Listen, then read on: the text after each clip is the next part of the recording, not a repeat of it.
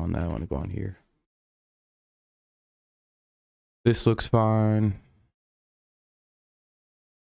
Looks good over here. All right. Looks like we're good on those ends.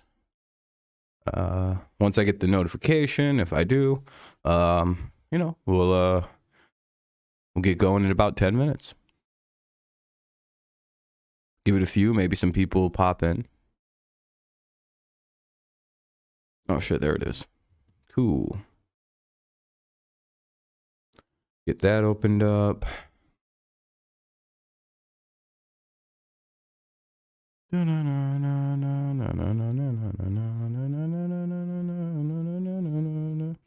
up, KHY? How's it going? Hopefully you're having a good one. Oh, what's up, Jacob? Long ass ads. How's your guys' days been? Hopefully pretty good.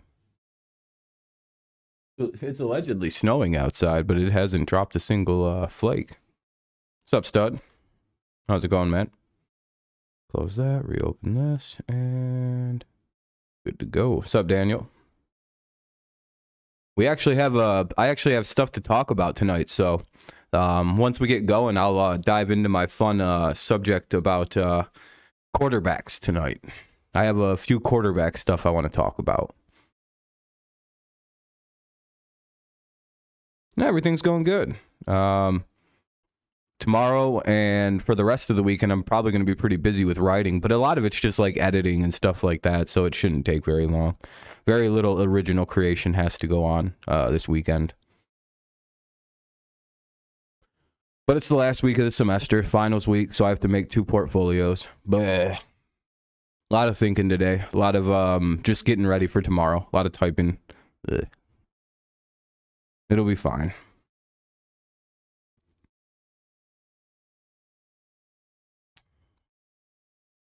This isn't my first rodeo. You know what I mean? With a bunch of shit due. Last semester I had to write like a 20-page paper, so like everything else feels so insignificant after that. I'm like, yeah, nothing will ever be difficult for me again. Having a fucking bullshit for 20 pages worth of material. Yeah, that's nothing will ever be that hard. I'll fill up 3 pages and I'll be like, all right, I should probably stop here. This is getting too much. But yeah, we have fun stuff to talk about. We could talk the quarterback stuff. I'll discuss. Kind of want to talk a little bit about the Baker Mayfield situation. What else? What else did I have? Hold on, I have a whole topic list. Yeah, okay, so basically a lot of it's going to be Jared Goff, what's to explain the sudden change. I'll give my thoughts on some of the coaching situations, just a few things. Yeah, those are a few things I want to rant about tonight. And yeah, the Baker situation. And yeah, the whole Goff thing is going to be a fun conversation, in my opinion, tonight. Because he's having, I think, a better season than people actually think he's even having. Like, we all know he's, like, playing really good this year, but it's like, when you actually go look at everything, it's like, oh, wow, he's actually playing way better than I thought. And when I show you, like, auxiliary stats and other things, you'll be like, oh, okay, yeah, that makes a lot of sense. Like, if the Lions were 7-5 right now, this is basically my thesis statement for this for the stream when we talk about the Jared Goff. If the Lions' record was reversed and they were 7-5 and actively like a wild card team, Jared Goff would probably be an MVP candidate. Okay, so I'm gonna preface this by saying, if you believe Tua Tagovailoa, do we believe Tua is an MVP candidate? Like, we can be honest. I mean, I kind of would think he's gonna get some votes, Tua, for MVP. I can't imagine he wouldn't. But say Goff and them make the playoffs somehow, right at 9-8. Will Goff get MVP votes? Should he? Should he at least be like thought about? I don't know. We'll get there. We'll talk about that. Because again, if you believe that Tua or Jalen Hurts should get MVP talk, I have to show you a few things. And then you'll be like, well, I guess that guy should probably But more than likely, I'll show you who I think's probably going to win the MVP this year, by the way. TJ Watt's injured. What's wrong with TJ? What's going on with TJ Watt? Is it just like the same injury thing he's been dealing with all year? I wish Nathan was here. He'd be able to tell us really quick. Yeah, it's probably going to be Aaron Rodgers, just because. You know whose stats I forgot to add to this list? Hold on, I got to add one more player. So how shocked are we that okay, cool. All right. I don't even need to add those. Those are worse. What's up, Daniel? How shocked are we about last night's game? I guess we could start off there. That was quite the surprising game. It looked like the Raiders had that bitch wrapped up at 13-3 with like 4 minutes to go in the game. And then all of a sudden, here come the Rams. They boom, touchdown, defensive stop. Ball gets back to him. The ball gets punted. A beautiful punt. Like, everything was going right for the Raiders, by the way. Like, you cannot do anything they did on special teams better than the way that had happened. Like, it was one of them things where it's like, damn, you really can't go 98 yards in a minute 45 with no timeouts. Do you know the last time that shit's happened? Hold on. Let me find you a crazy infographic. Something that will make you go, about the odds of this actually being done by Baker last night. Where the hell is it? Oh, here we go. I think it might be the first time ever. But again, I think it might only be the second time that somebody's ever gone the distance of the field.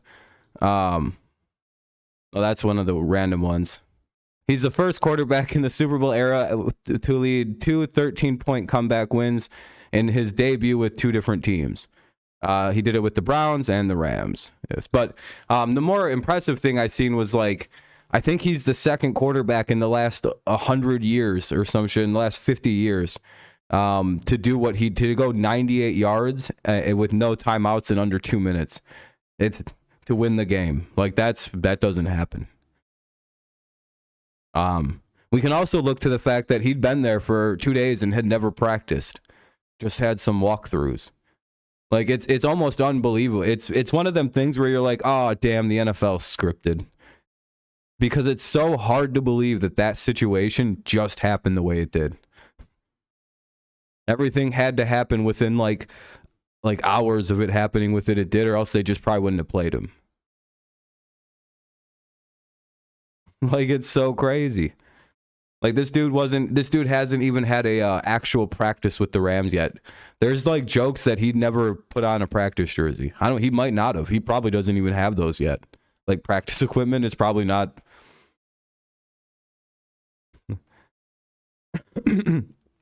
Yeah, he rescheduled his visit with the Ravens. I seen Odell did. He just said he's going to refocus and regroup and everything, try and figure out his priorities. Odell also said here, you can see in the bottom left of the screen, he said he doesn't really feel like playing in the regular season. He's like, listen, I'm pretty fucking hurt. Let's just not even risk it. We all know why I'm being signed. Whoever signs me, you better be a playoff team. Because if you sign me and you're not in the playoffs, I'm never going to play. That's the risk with Odell, it sounds like right now, though. It sounds like if you sign him, he's only signing for a playoff run. And maybe next season, whatever. Is that a bad thing? Probably not. I'd love to add Odell back. But see, like, it's almost like, dude, you should join the team a little bit sooner and maybe, if you're healthy, play the last week of the season a little bit. Just to kind of like break in with the offense and get a little bit of like, kind of like in simpatico with the core. I mean, he probably, again, you don't need much work with Odell. He's a super talented receiver, and a lot of those guys like need like a practice, like 4 snaps, and they're good to go. It's like, all right, Odell, run really quick by everybody. I don't know how much practice you need to do what Odell's skill set is.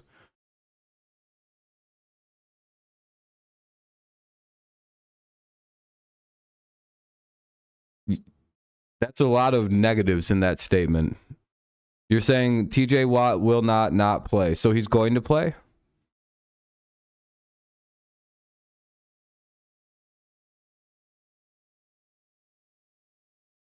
You gave me a double negative, which means it's TJ Watt will play. When you do a double negative, it's a positive, by the way. So I have to take that as he's playing or he's not playing.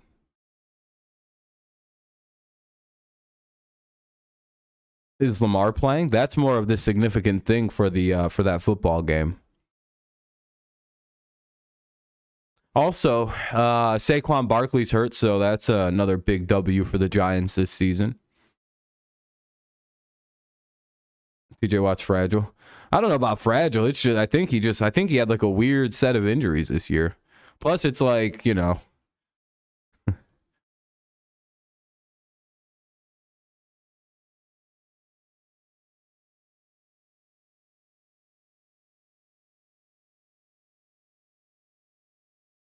Damn, Vance Joseph's out here talking shit. We're about to drop like 60 points on the fucking Cardinals now. Even though that's a true statement about Matt Patricia and what I read on Twitter 4 weeks ago, so he's a little bit late to the party on that one. Just wait. I don't think we're going to let that fat bastard, I don't think he's calling plays anymore. I'm pretty sure it's going to be Bill. And that's like the worst case scenario for the Cardinals. All right, fine. We'll just switch. Just won't say anything about it. We'll just be like, oh, we're just going to stick with old Matt. Pittsburgh may lose. Yeah, I mean, he could. I mean, you guys should be able to beat the Steelers. You guys are a significantly better football team than them this year.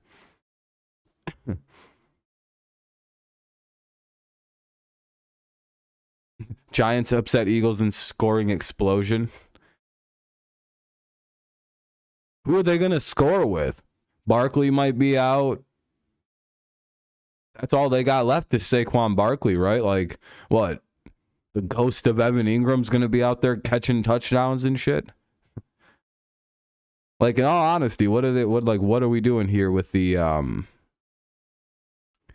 Giants? Like, what are they going to do? Damn, there ain't nobody at the stream tonight. For Friday night, it's fucking dead.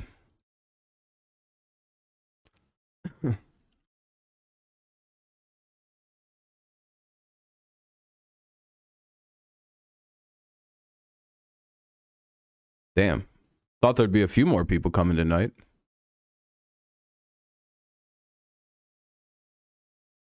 Yeah, they don't have anyone healthy, really. There ain't even anyone really talking or anything. This is a dead-ass stream. Yeah, it's early. It's like 10 o'clock. I don't know. Hopefully people start coming in.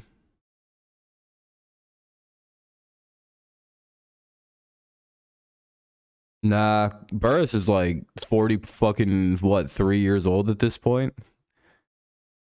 Even for the joke, I'm pretty sure he came back and played for a while, and it's not a big deal. Didn't he age out?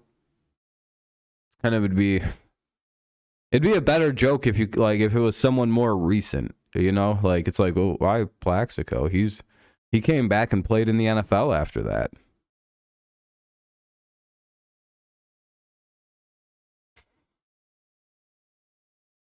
Again, it would be a better joke if that had like ended his.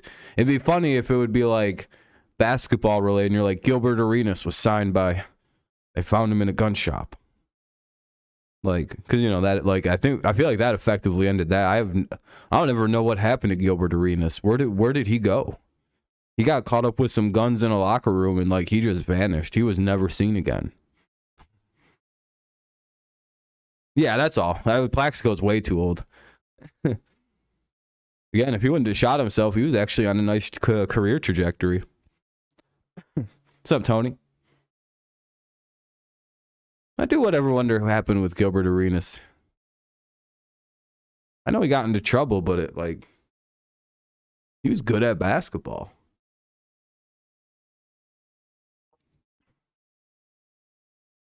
He probably came back and sucked and just faded into obscurity.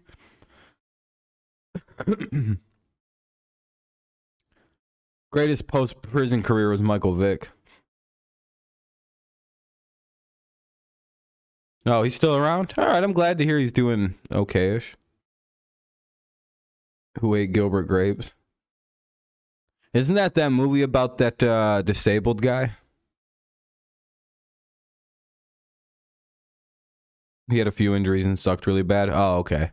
Just never got back to being Agent Zero. He was cool as shit. He was one of my favorite players back in the day. And then he just kind of, he got into a little bit of trouble. Can I admit something? Because it didn't kill him or anything. I was happy when Plaxico shot himself for no particular reason. I was like, good. Ha ha ha ha. You can call me a salty Patriots fan all you fucking want. I don't give a fuck. Win that Super Bowl. How's that bullet feel, bitch? Yeah. Went to jail. I don't even think he was on the team at that point, but I do think he was. I believe he actually caught the touchdown. Everybody gives not Burris, but old dipshit McGillicuddy all the credit, Victor Cruz. But I'm pretty sure the guy who actually caught the significant touchdown was actually Burris, if I'm not mistaken. He played in China. Oh, you can make a lot of good money out in China, though. You can't compete at the NBA level, just go to China. Fireworks. What is that, like a ticket? That's a dumb thing to get in trouble for. You imagine you got to go to court.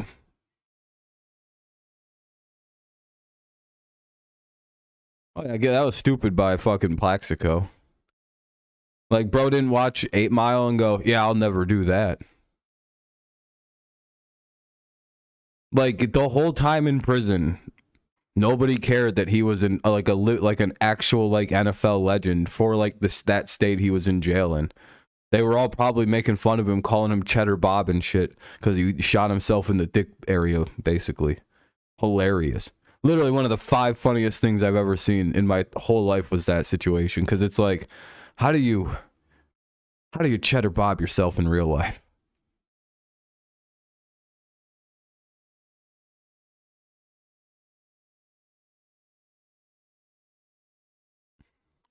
Arenas admitted that he ran about 60 red lights in 4 months and got away with it by keeping his dealer plates on in his vehicle. Hell yeah. Arenas is hilarious. A lot of pro athletes are hilarious. Guys like Arenas. What other NFL? There's some funny NFL guys. Pac-Man Jones has a hilarious career. Marshawn Lynch has a hilarious life. I seen a thing of him having beef with some random kid at a Dave & Buster's. They were having a real intense gaming war, and I'm pretty sure Marshawn lost that shit. He was getting fucking upset. He was talking shit at the kid, taunting him and shit when he would actually do well in the tournament. It's like, dude might be drunk. At least he ain't driving, I guess. That's a lot better than last time I seen Marshawn. That was probably the funniest way I've ever seen somebody get arrested, though, is the way Marshawn Lynch got arrested for drunk driving. Dude was on half the sidewalk and shit, still trying to rev up some car with no tires on it. It's like, dude, he burnt off the whole tires. I don't even know what the fuck happened. You guys know what I'm talking about, right? That Marshawn Lynch, I don't even know what you want to, not really DUI because he couldn't really drive. He was just kind of on the sidewalk, sort of half on the sidewalk. Looked like some parts of the car might have been airborne. It was quite the wild scene. I was at work at the Atlanta airport the day Pac-Man Jones beat up an airport employee while holding Popeyes at the same. Yeah, hilarious.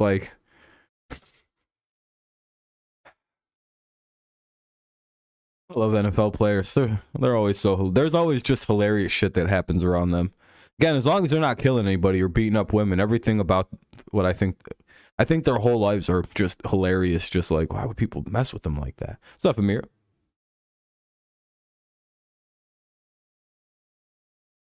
Yeah, dude, Pac-Man Jones is hilarious. He's probably got some of the best personality for NFL players.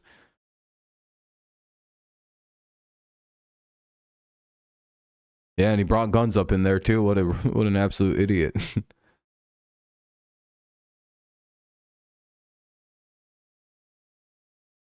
Oh.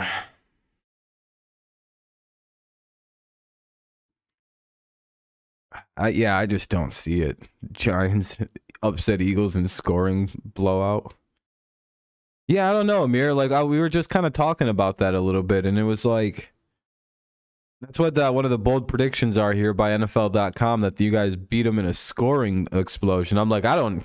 If the Eagles get beat, it's because the Giants held them to like under 20 points, and the Giants got like a 17-10 upset somehow. I'm like, well, who's going to be doing the scoring for the Eagles or for the Giants in this game? Saquon might be out with the neck thing, and it's like, I think he's all they got left. At this point, it's like,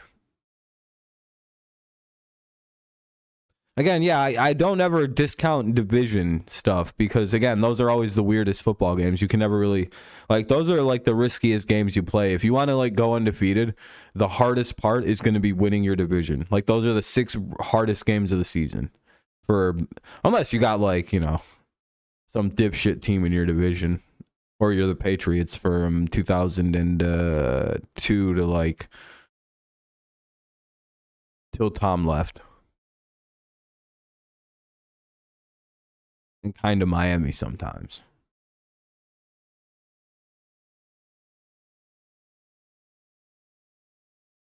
And Peyton Manning in the South, I guess. Yeah, there's a lot of weird emojis that YouTube added in. I'm not really sure what the decision. There's like they're pretty good. They're overall like pretty funny. But yeah, why does it look like a tooth? A weird tooth with, or like gums, or I don't know what to consider that. It looks weird. Why is that teeth got teeth? You can eat.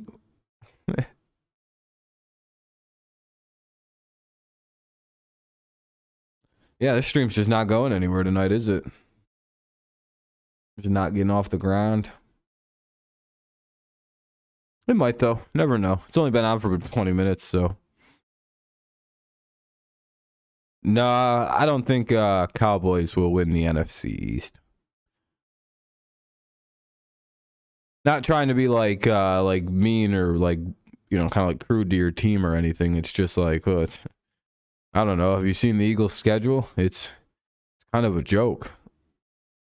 I think they got one hard game left against the Cowboys, and even if they lose that and go 15-2, I don't know if you guys can catch them. You know what I mean? Like, I don't. Outside of like a crazy upset of the Eagles, their schedule is so cupcake, like cookie cutter soft. Again, I don't really hold that against them, against the Eagles, but again, it is an easy schedule. Like, really easy.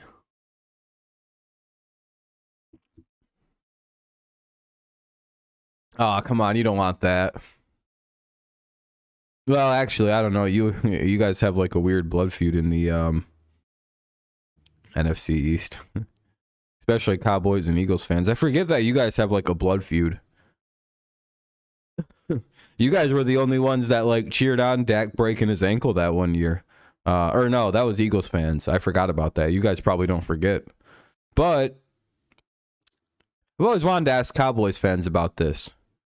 Cowboys fans, what's going on with this? You guys were real upset when old Dak Prescott, or when Dak broke his ankle. You guys were yelling at people about cheering on the injury. You were real pissy with the Eagles fans. And then I come to find out, and then I come to see some activity on Twitter from Cowboys Twitter.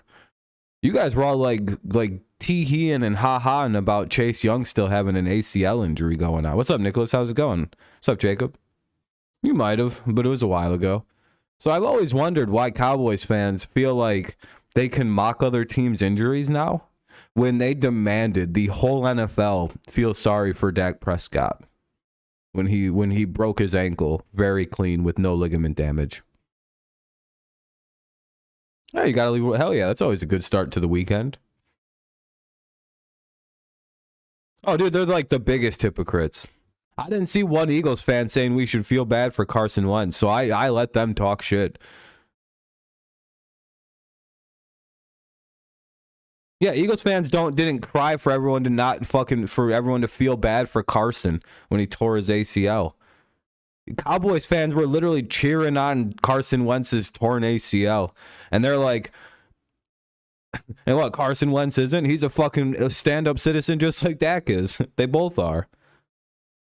Oh, he's not playing. He's officially out. Is that 100% official, Jacob? So I just don't like the hypocritical nature of Cowboys. Like, I don't, you know what I mean? Like, I don't personally mock injuries because I think that's like, it makes me feel really bad. Like, I don't like that. But like, because like I can't even watch injuries, right? Like I don't even want like if the Bills and Dolphins were to lose Allen and Tua, I'd be like, oh, what a cheap ass division win for us. You know what I mean? I wouldn't feel good about that shit. I'd be like, oh, wow, we got a technicality division title. That's fucking whoa. You know what I mean? I would actually not be like, I wouldn't be stoked about that. I'd feel really kind of empty on the inside. I'd be like, damn, dude, we only won this shit because they got hurt. Because like I would say that, like, right, like. The only reason we didn't win the division in 2008 was because Brady got hurt. Like, I fucking take that away from Miami, I believe. No, who was that? Miami, or was it the Jets that year that won the division in 08? I think it was Miami.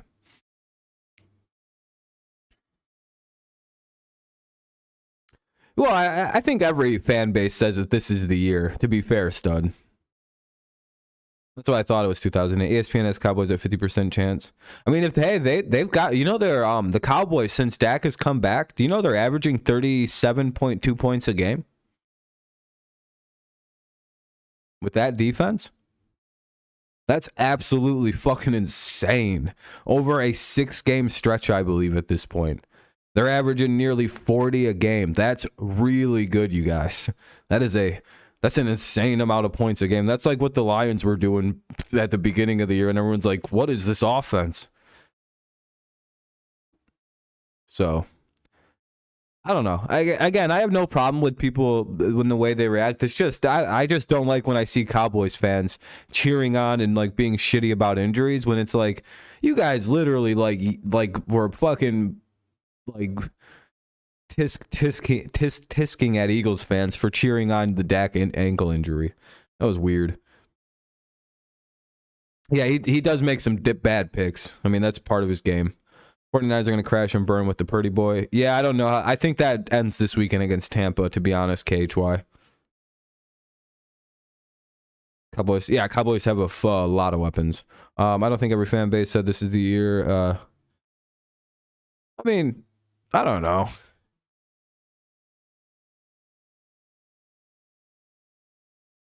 Jets fans, stud. There's a team in our division that does it every single year. What do you hear from them boys up in New Jersey?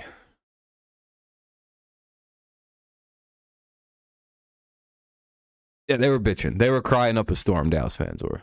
Get out of here. Get out of here. We're going to talk about Brock Purdy in a minute. We could talk about Brock Purdy.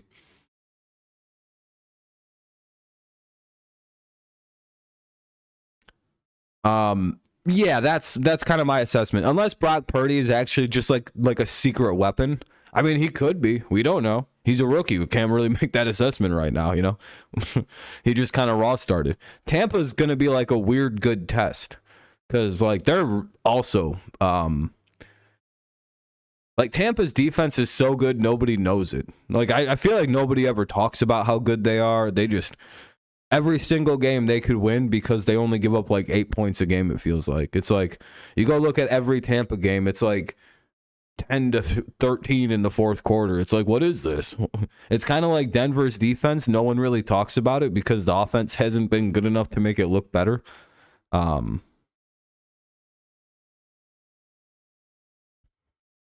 Bengals could. Yeah. Am I crazy to think the Patriots beat the dog shit out of them? Am I crazy for that? Or do you guys see that in a different way? Like the Patriots just kind of getting the shit beat out of them by the Bengals. What's up, Abe? People compare Purdy to Brees.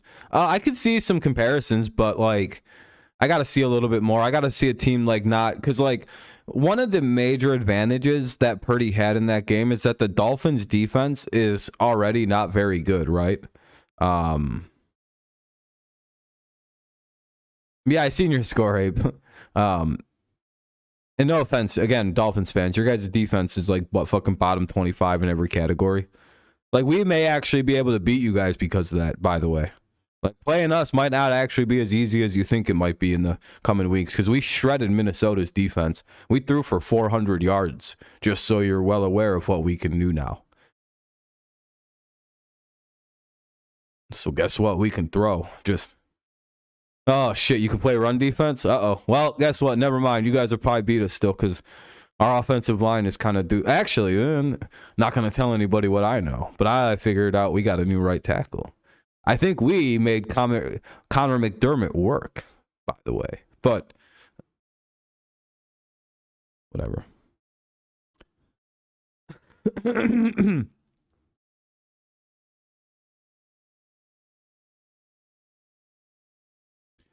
But yeah, with Purdy, again, the Dolphins defense isn't the greatest, so that's probably why Purdy looked a little better. Plus, you have a defense that isn't the greatest. Already have a coach who isn't the sharpest defensive coach with Mike McDaniel.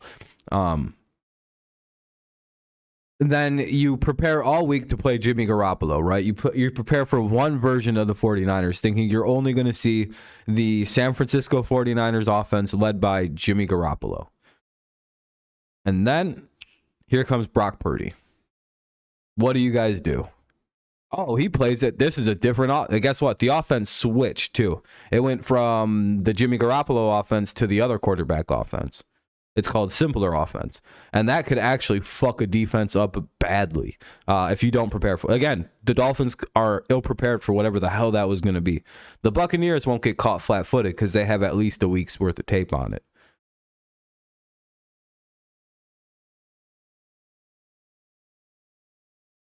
The Vikings, yeah, they're really bad. Lions might actually get the upset because I don't know if the Vikings have enough secondary play kind of to transition into the Vikings a little bit. Can the Vikings actually like stop the Lions defense or offense? Healthy Amon-Ra St. Brown, Jameson Williams is supposed to get a bunch of action. Uh-oh.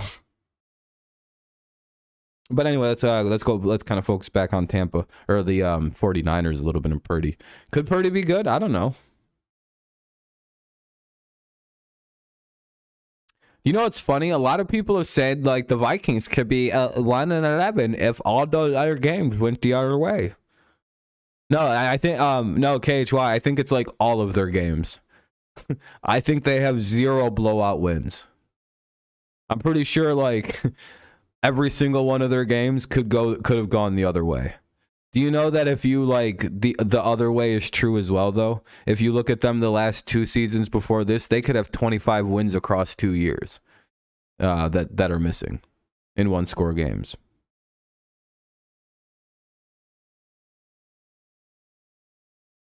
That to me was a coaching error the last couple years. With stuff like that. That to me spells coaching error for the Vikings more so than player errors. If they're losing a bunch of 1-score games, now they're winning them. By the way, what do good football teams do though?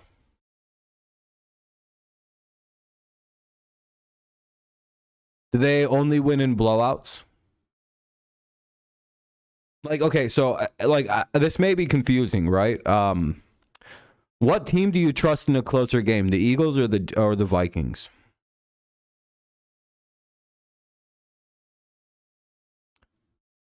Jets would have beat the Vikings with decent QB play, but they didn't. You trust the Eagles in a closer game that they haven't been in all season. How many 1-score games have the Eagles been in this year? 2? 3?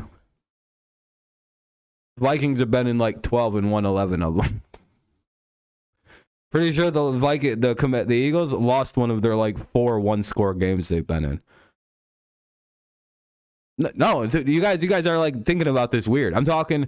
It's a very close, tight game because you're playing 2 teams that are like equal talent, right? Again, you got to kind of like think about this at a little bit of a deeper level. This is an Eagles team that has faced what, 4 one-score games, and they've lost their only other one-score game that they've been in. All of their other games are fucking blowout wins. This team doesn't really do no adversity.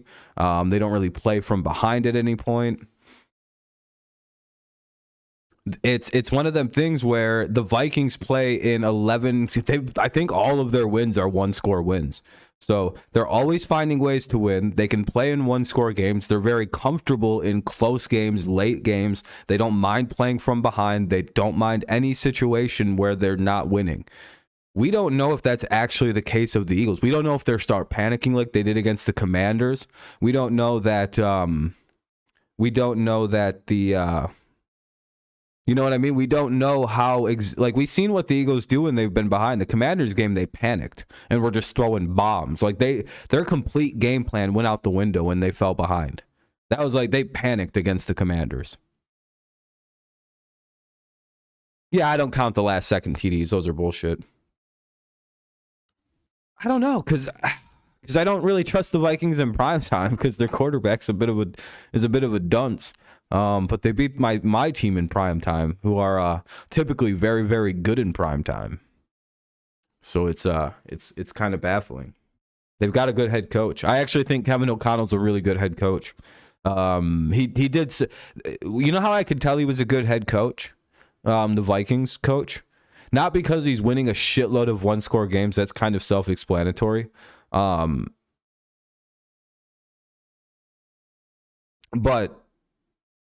you know how they lost Darisaw right before playing like one of the best pass rushing teams in the Patriots? Like they lost like their best lineman, right? Like it's not even close. Darisaw is one of the top left tackles in football. They lose him like that week, and like they just looked like dog shit against the Cowboys. The Vikings did, like bad, right?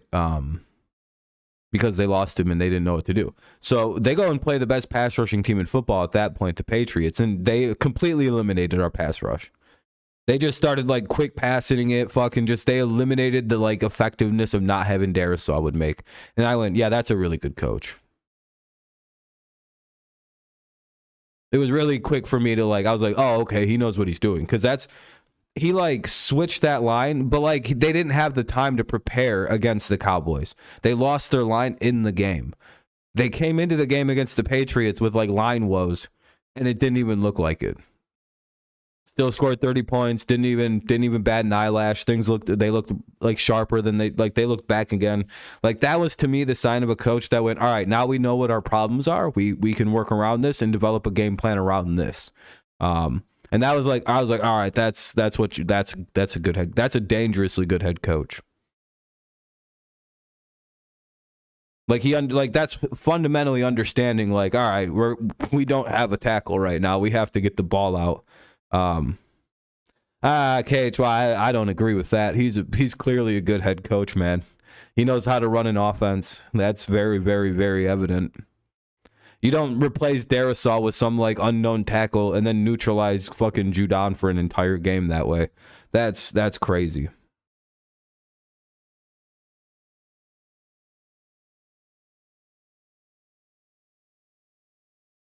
Yeah, they just got to get a defense around him. Yeah, I mean, he's an offensive-oriented head coach, so hopefully he gets a good DC. It'd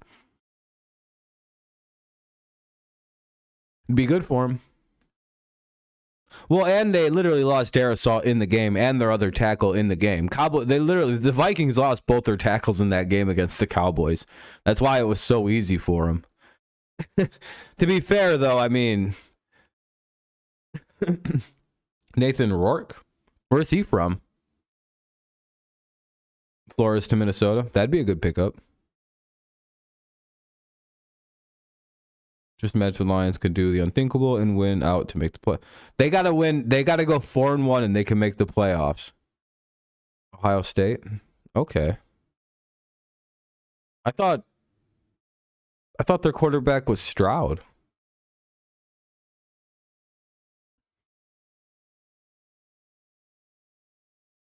See the backup? You know who's going to be good is that young fella Stetson Bennett, who's somehow only 4 years younger than me.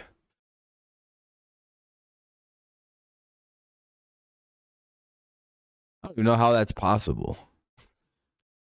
He looks aggressively older than me. Like, I'm 29, right? Let me show you Stenson Benton without his shit on. There's a hilarious picture. I got a bunch of very funny pictures for tonight's stream that I've been sharing intermittently. Here you go. Let me show you something.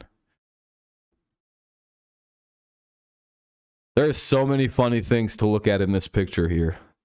Yeah, Mariota got benched for Ritter. All right, yep, Ritter's the official starter. What is this? This might be the goofiest, most... The number one... the actual Heisman winner is wearing sweatpants and shit. Like, two of the guys dressed up. One of the guys in his goddamn varsity jacket. Why is Stetson the only one making that face? Like, he looks very like, we're at the Heisman Trophy celebration.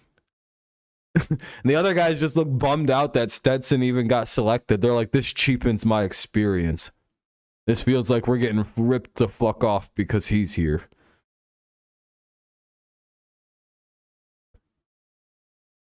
And everyone else is like, we all know it's going to Caleb. What the fuck are we even here for? Yeah, genuinely, I wouldn't have shown up. I'd have been like, well, I'm not winning, so, I mean, just give it to Caleb. That's who I'm pretty sure is going to win. That kid's a fucking machine. Him right here. The one on the far right. Don't they both play for USC? Or is that CJ Stroud? That might be Stroud. I don't know why the fuck I don't know why they're both wearing that. It's like very specific gear too. Like he's number 7. I don't know who it is. So it's CJ Stroud or Marvin Harrison or somebody like that. Let me see if the picture has any like indication. Who's number 7 for the Buckeyes? Whoever it is, it's number 7. I don't know college sports. CJ, okay, that's CJ Stroud, Caleb Williams, Duggan. I like the top comment, wearing a Letterman jacket as a 25-year-old. Loser. Fun reminder, do you know that Lamar Jackson is the exact same age as Stetson Bennett?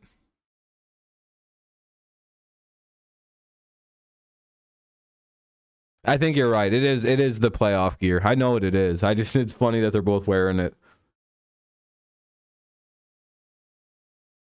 Like, just the looks on everybody's faces. They're like, two of them look like they're like, yeah, it's really just between us two. And Duggan's like, why the fuck? Like, there's just like, there's a hilarity, like the layers of hilarity with this picture for me just keep going. Stetson's a Lions quarterback. Yeah, he looks like he's already played for them and then decided to go back to college.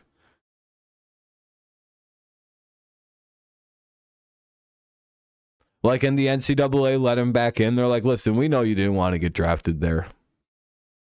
Welcome back.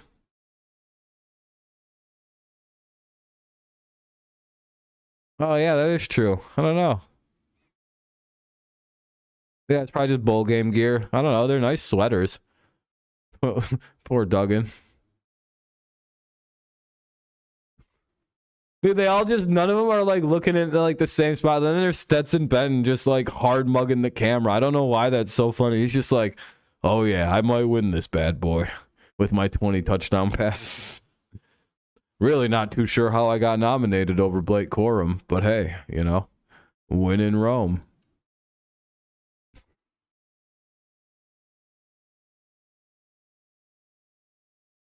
'49ers or Raiders, whoever tanks. If you're the Houston Texans, you know the move is to just like literally not draft a quarterback. Just be like, yeah, we're not interested this year. We're gonna run Davis Mills for a 3rd year out there and see what happens. And just kind of shrug it off. Just, what the fuck would you win this year? Build up a team to put around that fucking kid. Are you kidding me? Fuck that. I bet, all right, we're going to suck again next year, gentlemen. Why? We're not going to get that any of these shitty quarterbacks.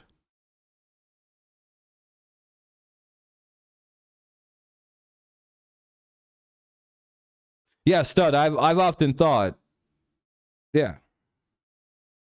Literally, yeah. That's literally, yeah. I mean, literally, go get a receiver. No, build up in line and defense in this draft.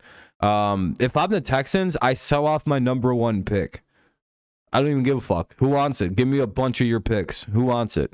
Who wants one of these money makers at the top of this draft? Or just draft Willie Anderson. Honestly, you can't go wrong picking Willie Anderson. I've been saying they should just default, but we're taking Willie. We're just going to take Anderson. This is the right pick. There you go. You just replaced J.J. Watt. There you go. You just literally replaced J.J. Watt.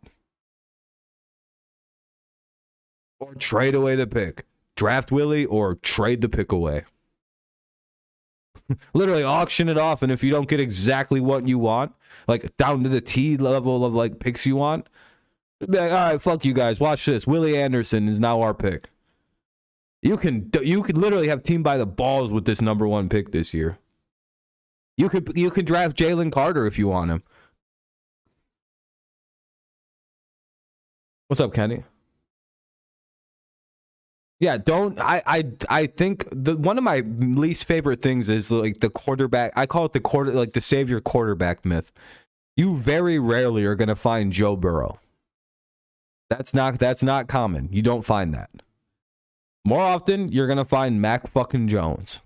A guy who's kind of ready to play if you put him in the very good situation, and you don't give him Matt Patricia as an offensive coordinator. Hey, you probably got something there. You probably got Tua. You probably got maybe you got Josh Allen. Hey, that's pretty fucking good. You probably got a Jalen Hurts the first couple years, but that third year probably will be good. You don't normally get Burrows who just go, I'm already good. Just like, okay, that was quick.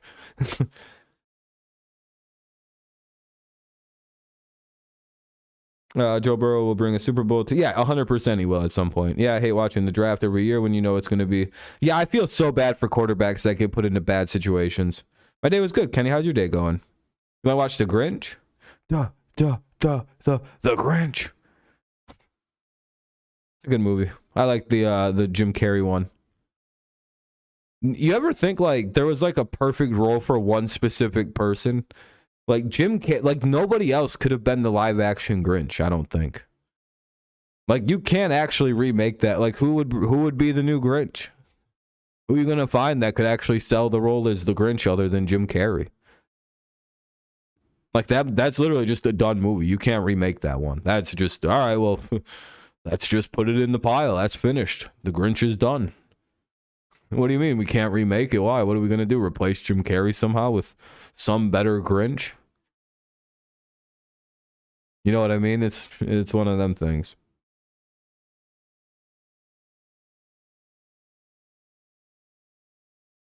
Yeah, I think Trevor Lawrence is one of them quarterbacks, but again, he needed to be put into a better situation. Most quarterbacks can't go into a team with no offensive line, one good wide receiver, like a good wide receiver, and elevate everybody around him into like great wide receivers, great running back. Like, duh, it just like Joe Burrow's a unicorn. Literally, it's just he's not common. Trevor Lawrence could be like a franchise-changing quarterback once you get a little bit of help around him. Burrow didn't even need a line. He was just like, give me my buddy from college, and I can watch this crazy fucking shit.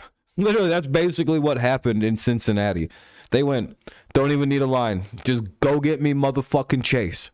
I promise you. I don't need, you know that meme of like me getting crushed? I will have the football out to Jamar Chase before I get crushed. Trust me. Yeah, that's a bad situation. The Chargers are a good example of just bad situation. You don't want to, you can be as like, no, everybody's hurt all the time. Line's garbage. It's just like, no, they wouldn't use Pete Davidson. He's not energetic enough as an actor.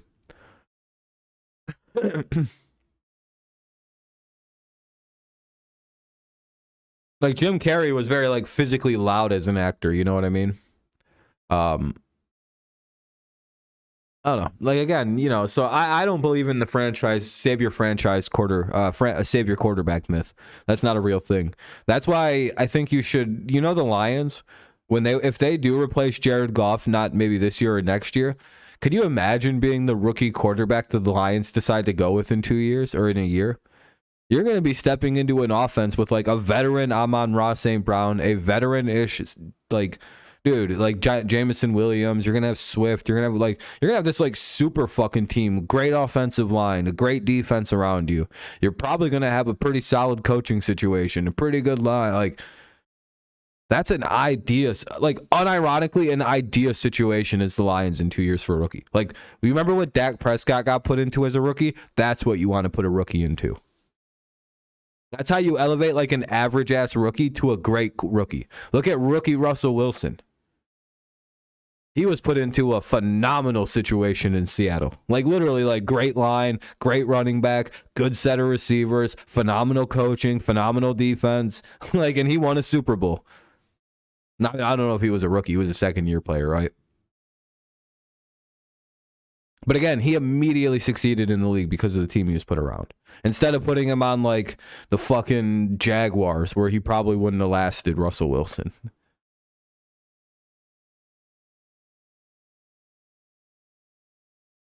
Again, Russell Wilson could have been viewed as a savior quarterback thing. Tua is a great example. Look at the dog shit situation that guy's in. Now they got a decent line around him. They got him one extra receiver and gave him a real coach. Top 10 quarterback. The only quarterback we can say that somehow didn't work for was Jared Goff. He's the only quarterback that breaks that mold for some reason, where you could have he was with elite offensive coaching and just got worse and worse and worse and worse. And that will forever be the most confusing thing I think I've ever seen in football.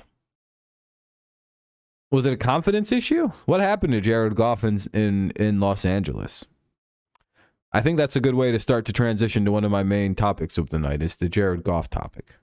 Because I have a fun thing we're going to do in a minute. I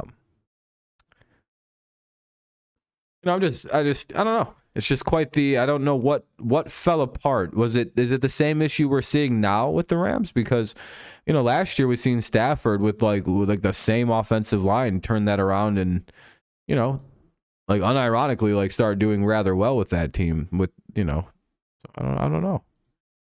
Confidence could have been the culprit. Hey, by the way, if you haven't left a like, consider doing so to help the stream out. What's up, Nathan? Yeah, when Armstead plays. Yeah, I would imagine it's pretty solid.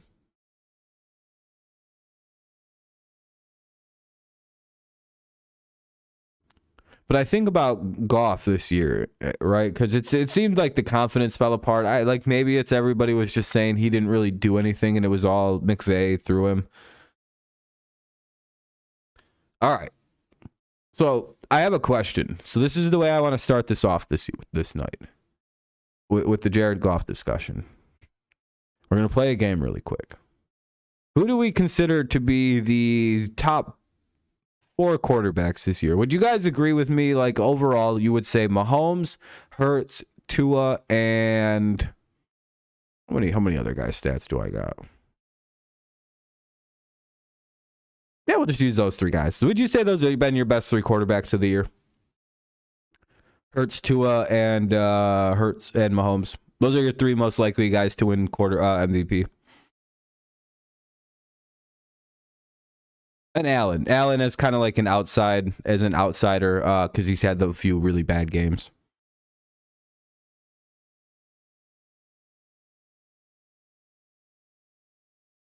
Rodgers, Brady, Rodgers, yeah. Yeah, I was going to say, Allen's throwing a lot of red zone picks. I don't think he'll win MVP this year. That literally will lose him the award. That's why I didn't include him. But yeah, those are probably those are your top 3 this year. You guys want to see their stats? All right, let's go take a peek at something. I've already done a lot of this grunt work here. Okay, I know it's a little tough to see, so I'll say what these are. I don't have a way to make them bigger.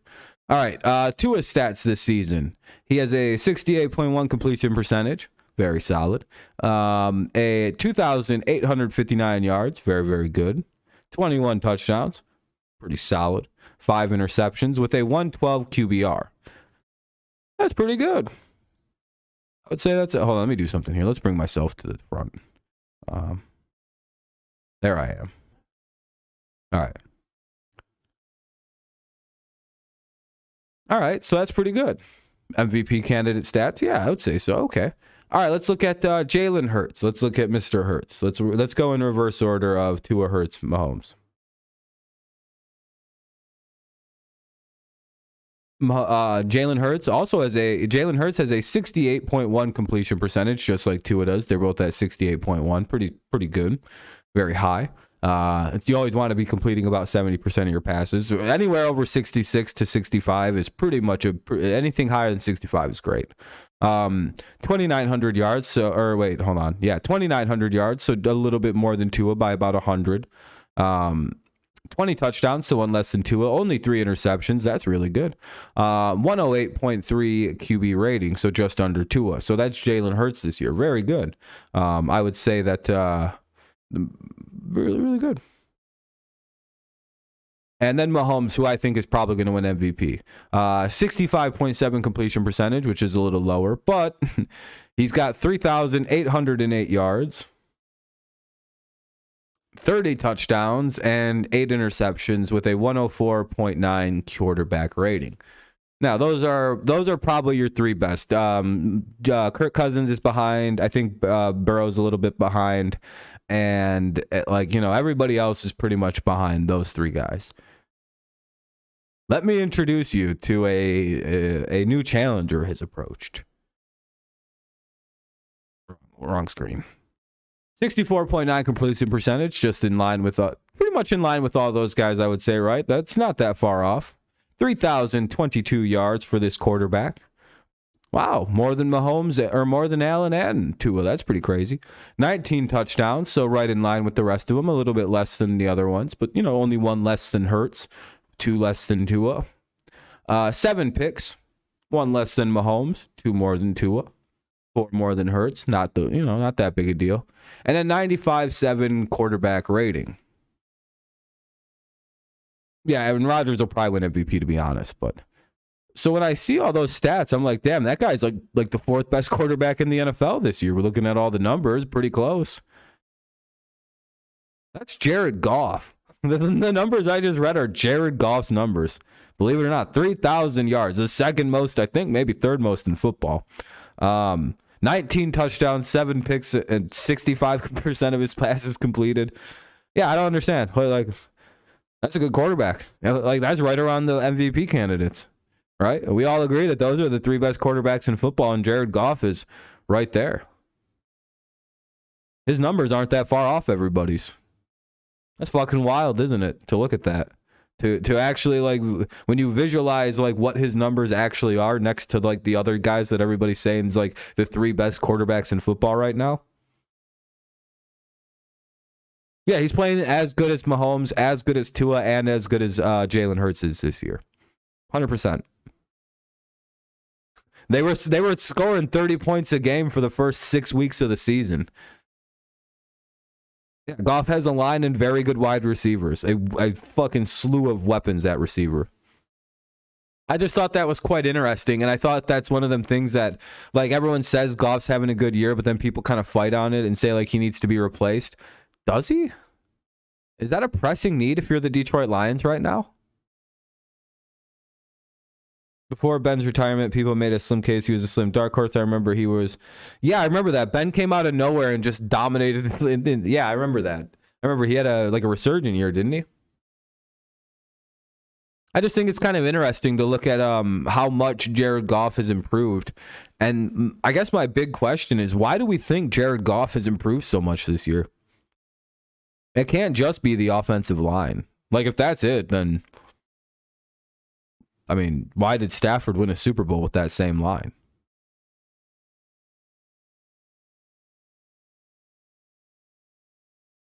You know what I mean? It's one of the more baffling things. How in the world did Jared Goff go to worse offensive coaching in the Lions? No offense to the Lions. I like them.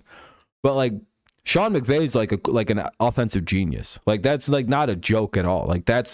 He knows football so well and so good. He's so good at offensive football. Fucking Sean McVay just took fucking Baker Mayfield off the streets and won a football game with him.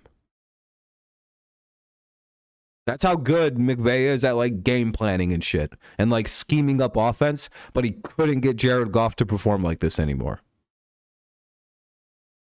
You know what I think it is? I think Sean McVay, for as smart as he is, isn't the greatest. What word am I looking for? He was a tight ends coach, and he might have done some quarterback coaching, but like motivator, like maybe the Lions just instilled more, like, because again, Goff seems to be like was a confidence case. It felt like instead of the belief being that like he's the puppet of Sean McVay, and I think that got into Goff's head.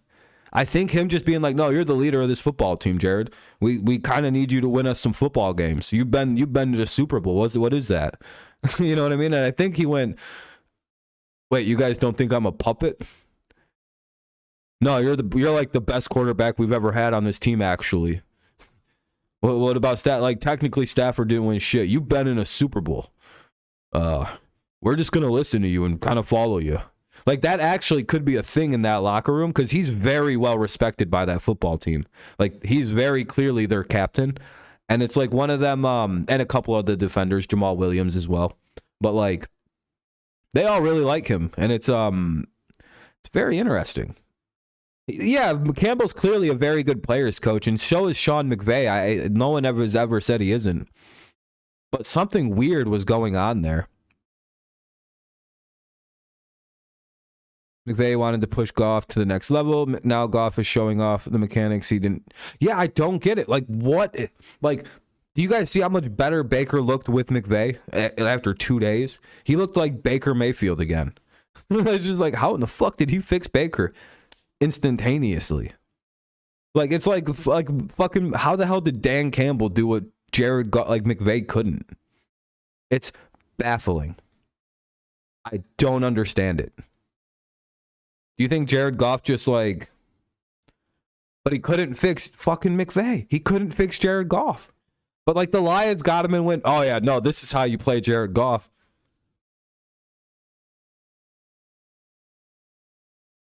Do you see why I'm like fucking baffled? How good is the Lions offensive guy? Dan Campbell called plays the last game apparently when they beat the dog shit out of the Jaguars. He's been calling plays half the season. Apparently he calls plays. So it's Dan Campbell fixing Jared Goff. He's just like, all right, Jared, man, I believe in you, man. Do whatever you want up there. He just tunes out. And Jared's like, he gets off the headset way before. I don't even remember what he said. He just screams the play in and just goes, if you didn't hear me, run whatever. Before, with McVay, you can see him. He's screaming plays until you can tell the mic shuts off. And then he's yelling at the field.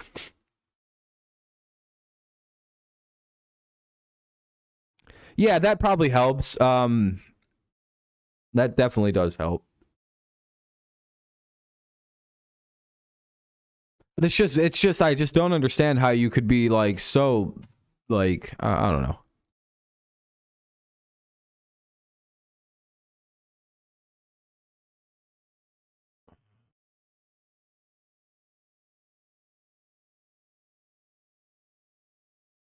You guys want to see one of the craziest statistics this season?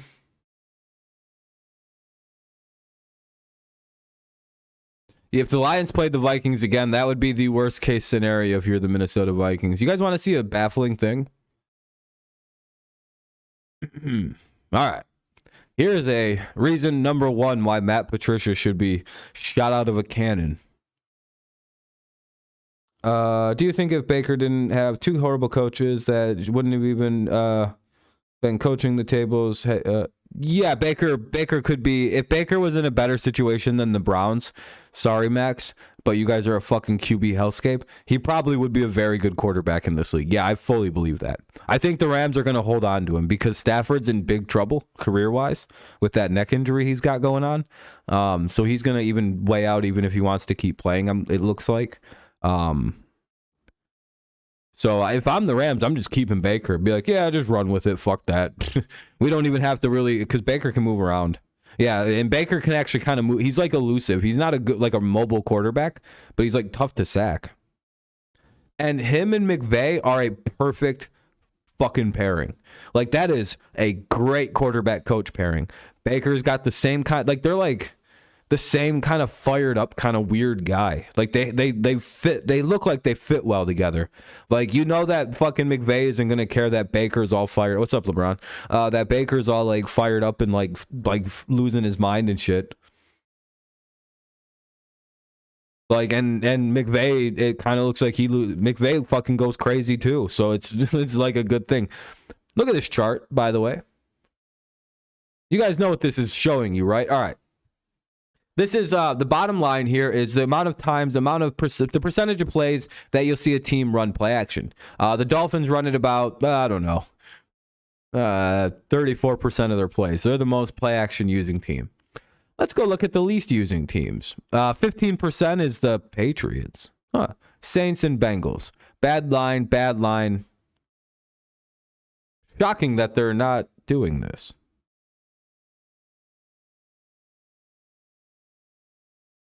Yeah, the Steelers, they're bad at play action and they don't really do it. Bengals are bad at play action and they don't do it. That's what this is showing you. Bad at play action, actually good at play action, probably should do it more, but they don't. These teams are all bad at play action and they do it pretty minimally. These teams are all pretty solid.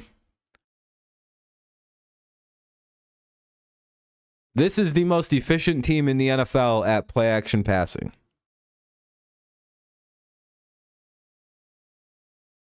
This team right here. What symbol is that?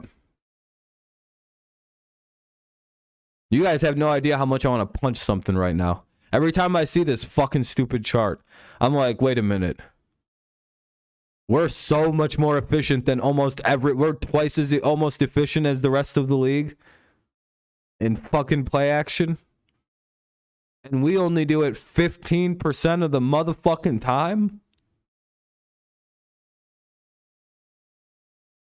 I'm not an offensive genius or anything. You know, I've never coached at any kind of capacity. If you've seen some shit like this and you're the offensive coach of the Patriots, around here, right? Wouldn't you just, I don't know, dial up every fucking play to play action, knowing that you're literally one of the most fucking effective teams in the league at doing this? I don't know, a lot. More effective than fucking Tom Brady at play action. Like, Mac Jones is so good at running play action and RPOs that, like, we have a more effective fucking play action offense than goddamn Tom Brady would operate. Better than Derrick Henry's offense operates. Better than every team in football. Better than the Cardinals, who are a play action offense. Their offense is like, he needs to be fired, dude. This is enough to get somebody fired.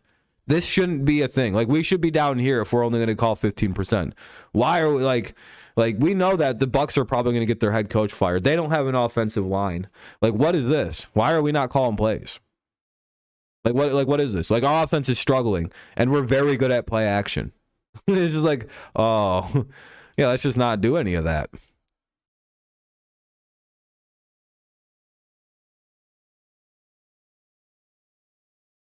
Oh, here's another one. This is also called My Defensive Mac Jones, to show you it's not Mac.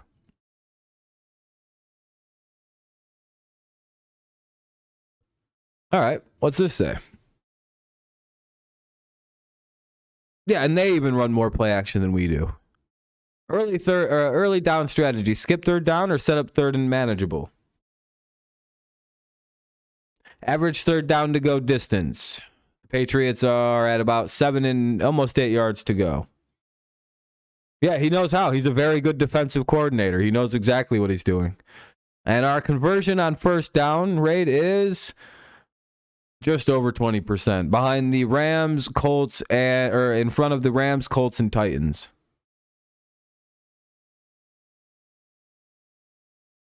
I hate that your Dolphins are ahead of every one of these charts, Nicholas. It pisses me off so bad to just look and be like, oh, and the best team is the fucking Dolphins. Woo!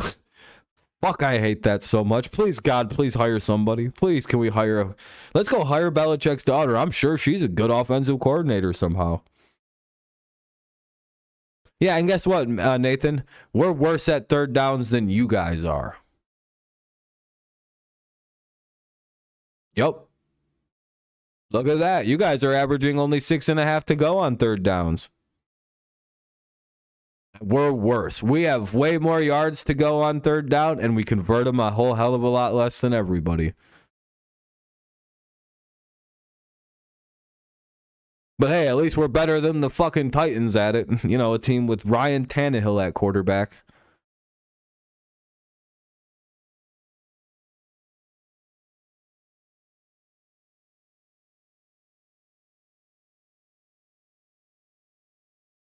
Yeah, like third and 8. You guys are at third and 8 on third downs, and you're like, yeah, we're also the best team at converting our third downs.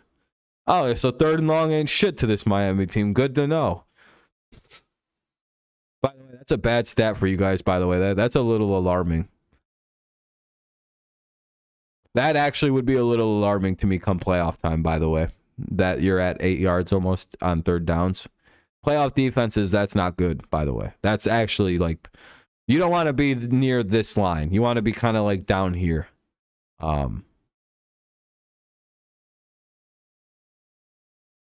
See what I mean? The Lions are like one of the best converting teams in football this year. It's fucking baffling. The Falcons?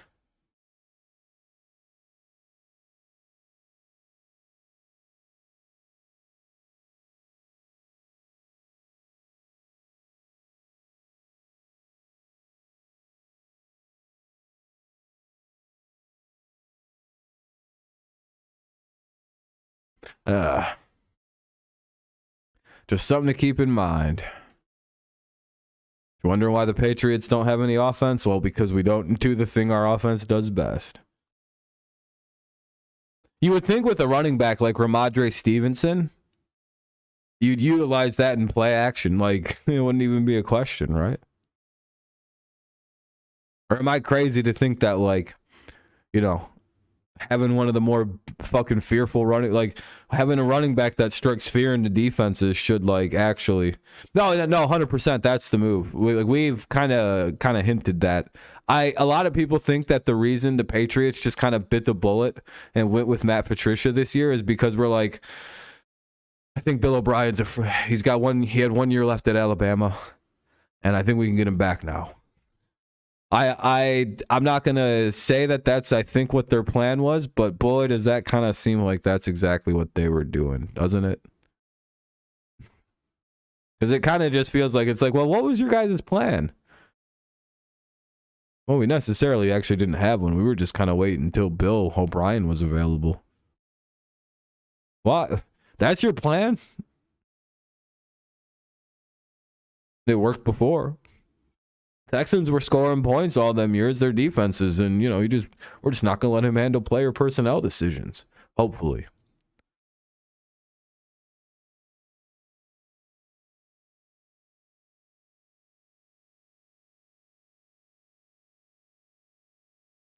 I don't have any more charts for right now.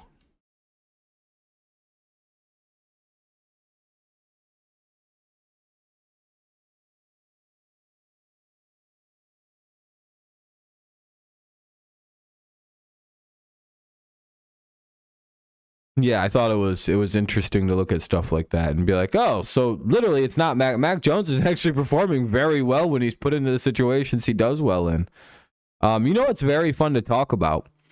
Mac Jones and Tua Tagovailoa are the same quarterback. And it's time for Patriots and Dolphins fans to come to this conclusion and kind of go, they are, aren't they?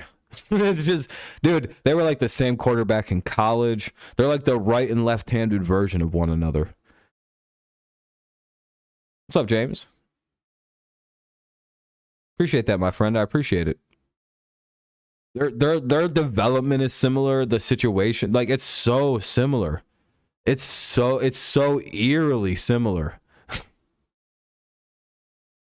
Like it's very similar mindset at quarterbacks, very similar intangibles, very similar, like, all the little things that, like, quarterbacks, like, they're both very, very similar quarterbacks.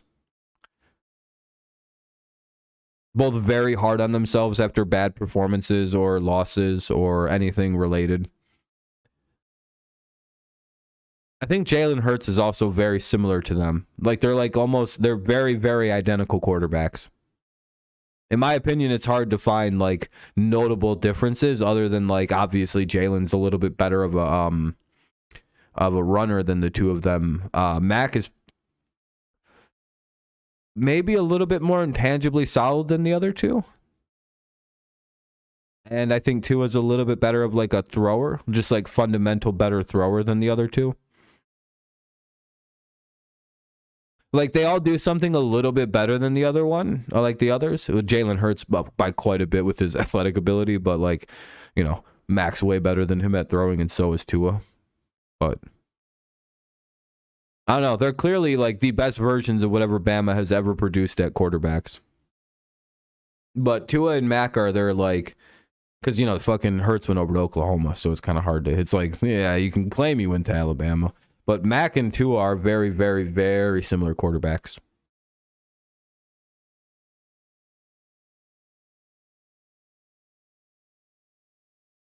Be interesting to see if Mac takes a step, though. That's going to be the big thing for him next year. Yeah, this stream just never got going. I don't think it's ever hit 10 people. Like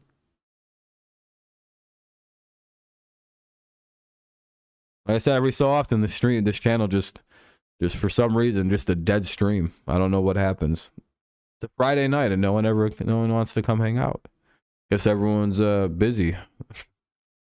I don't know.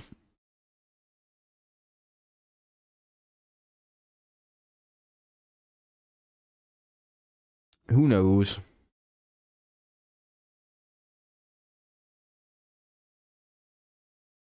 Still wondering why, like, half my mods just quit watching the channel all at the same time. Probably gonna take all their mods away and be like, well, you guys just quit watching. I don't even know if you guys watch the channel anymore. Where you been?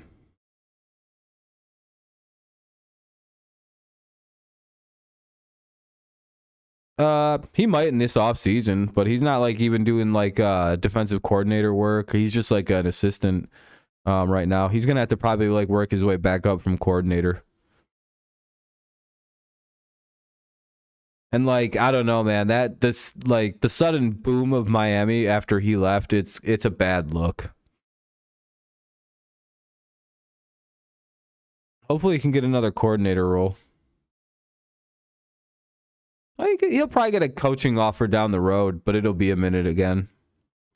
The real fun question is what Eric Bieniemy is doing to not get hired. I'm always going to be wondering what because at this point, I actually don't believe he's just not getting hired for no reason. Like, there is something actively being done by Eric Bieniemy in these meetings to the point where, like, they just don't want to hire him. Who's a wide receiver you believe that can openly can open up the wide receiver room? Yeah. His name's George Pickens, and he plays for the Pittsburgh Steelers. We're coming for your fucking receivers, Nathan. We're coming for him, bitch. We're going to come like a thief in the night. We're going to offer George Pickens what he wants. A place to get targets. A place to get throws. Unlike that hellscape that is the Steelers with all them doo-doo arm quarterbacks that make them upset. We'll teach him how to fucking really shove people in New England. Yeah, that's who I want. George Pickens.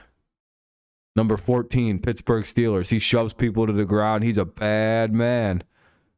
No, Michael Thomas is who I actually want the Patriots to desperately go trade for. Like, desperately, please. Like, I wake up every morning in cold sweats sometimes. Like, oh, could you imagine if we got Michael Thomas?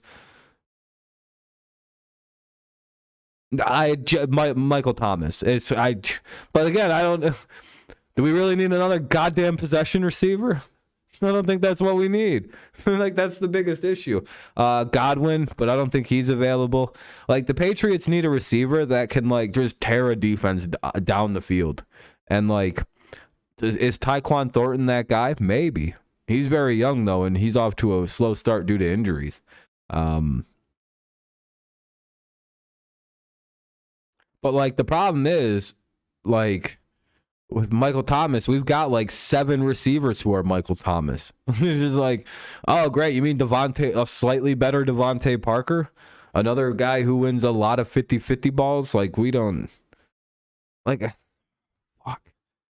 Nah, fucking get rid of Nelson Aguilar. He wasn't what we needed him to be. But actually, you know what? The thing is, if we keep Nelson and then go get like a deep burn receiver like Chris Godwin, or I think he's re-signed long term. I don't know who. We have to try and like finagle a receiver off somebody, I think. But I don't know who's got one available. You know what I mean? Maybe DJ Moore if we can really get it off the Panthers for like some draft picks. Trade him like Tyquan Thornton or somebody. Yeah, but he drops the ball too much.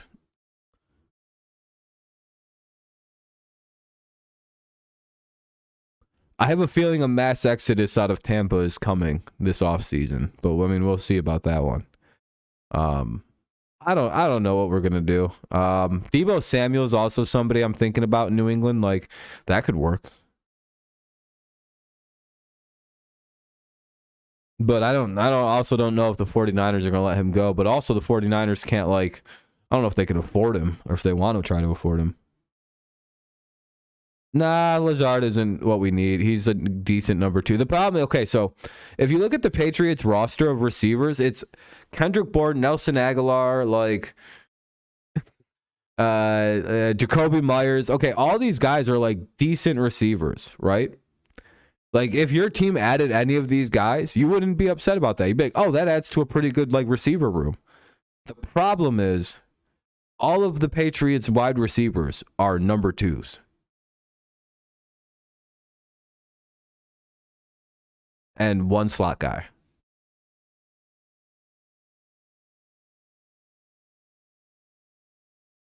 Deontay Johnson?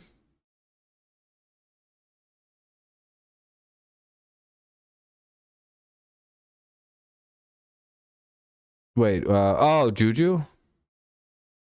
Oh, Juju, yeah. Yeah, no, you guys probably should have kept Juju. He'd be doing a lot better this year with you guys. Yeah. He's just not a number 1. Juju's just a number 2 receiver. He's a complimentary guy. Like, and that's the Patriots' number 1 problem is like every single one of their receivers would be way better if we had a number 1 on the team. Imagine if, okay, so hypothetical receiver room for the Patriots. Now, you know that same one of like of Kendrick Bourne, Nelson Aguilar, Devontae Parker. We'll use those 3, right? That's again 3 like middle of the road receivers, right? 3 number 2s and maybe a slot receiver with Bourne or Myers, and then throw Myers in there as number 4. Now, again, there's no real superstars. Now you throw DJ fucking Moore into that mix. That's a really good receiver room all of a sudden. It's that quick. It's one of them things where one addition to the right addition to that receiver room, and it goes from like, who the fuck are you covering? You leaving DJ Moore single covered? Okay. We'll give it to Devontae Parker. We'll give it to fucking Kendrick Bourne. We'll throw it out to fucking Jacoby Myers.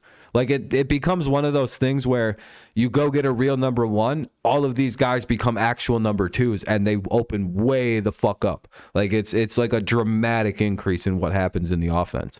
But again, until they get that like guy, DJ Moore is the idea player. That's why he's always DeAndre Hopkins is also a player to watch out for. He does not. I don't think he wants to stay in Arizona. And the Patriots don't give a fuck about steroids.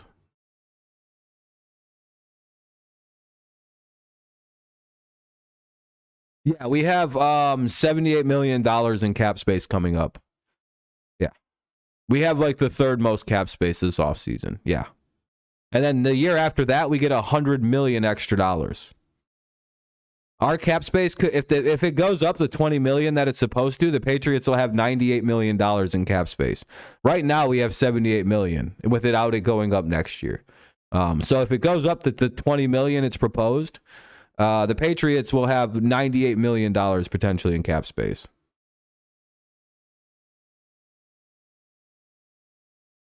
Yeah, the Bears, Patriots, and I believe Jets are posed to dominate this coming off season. The Patriots have so much fucking money. It's actually wild.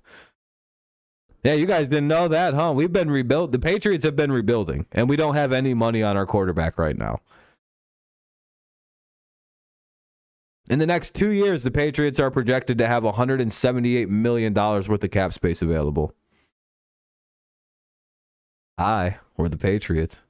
We freed up about $200 million in cap space somehow in over 2 years. And we also have 9 rookies on our football team that are all really pretty solid.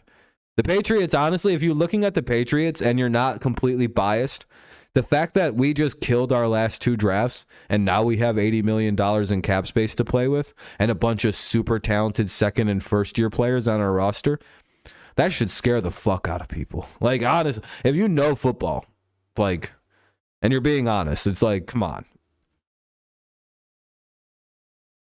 We missed on what, 2 picks in the last 2 drafts? Jack and Marcus Jones are already impact players. Michael Onwenu is our start. He's going to be he's a problem at guard. Mac Jones could be pretty good at quarterback. Like, it's like, oh shit, they did actually nail their draft. Ramondre Stevenson is arguably what he's in his second year. You didn't know that either. That's really scary, isn't it? He's only a second year back. Maybe his third year. I don't know if he played much as a rookie because of Damian, but.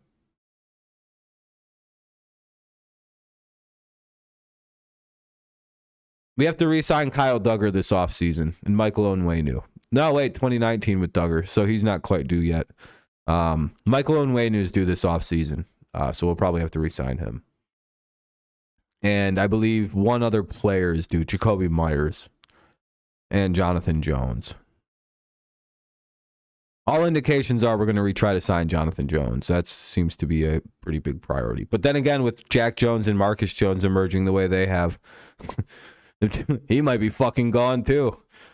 Hey, buddy, we let J.C. Jackson go, and it didn't even faze us. Bye-bye. Wait, you guys serious?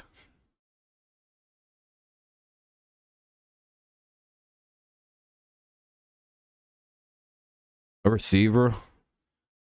Trade the pick and get a receiver. Give it to fucking Arizona. Call them up and be like, hey, you bitch-ass motherfuckers want a receiver?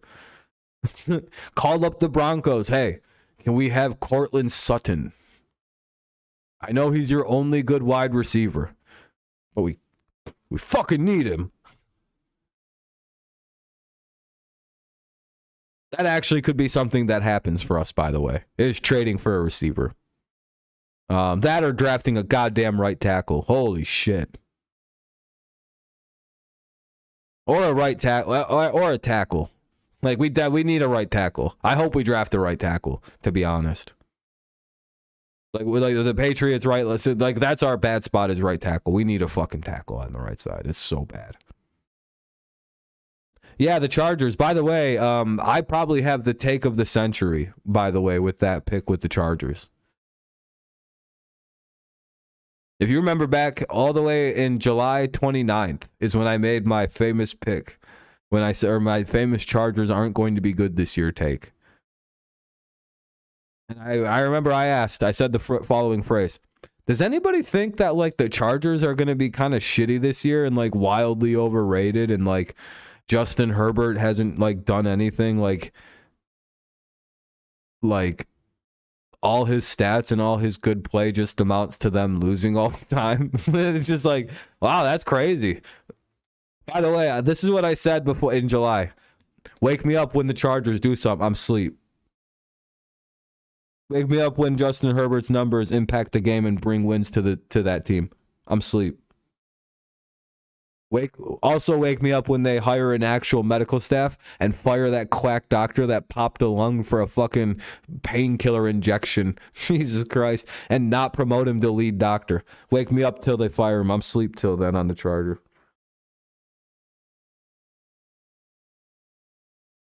I'm in a coma, dude. I'm now Rob Beauty. I'm like sleeping Rob Beauty.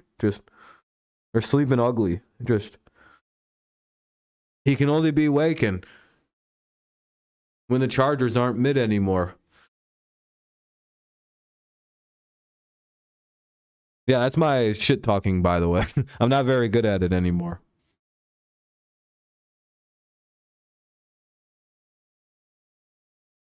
Yeah, Staley's a problem too. That fucking guy's. I finally got a good look at.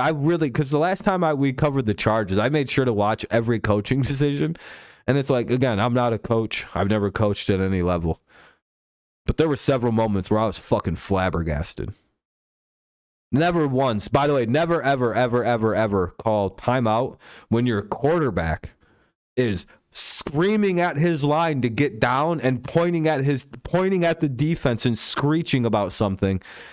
Never call timeout.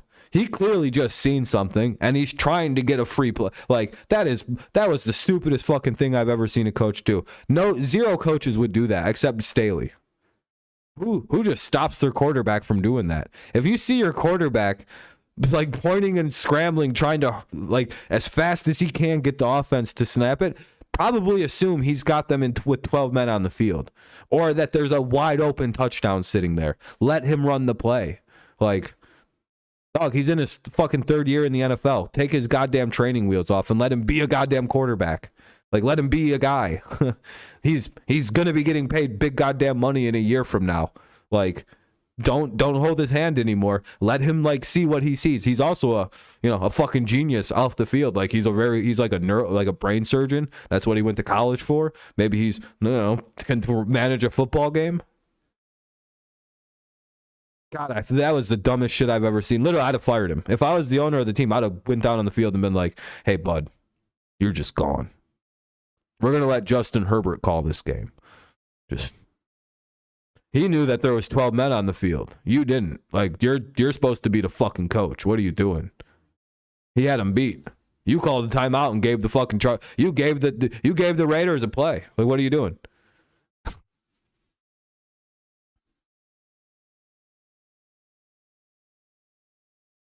No, Herbert probably could be a quarterback that could win the game. I'm putting a lot of blame onto him when it should be when I didn't realize it's all his coach.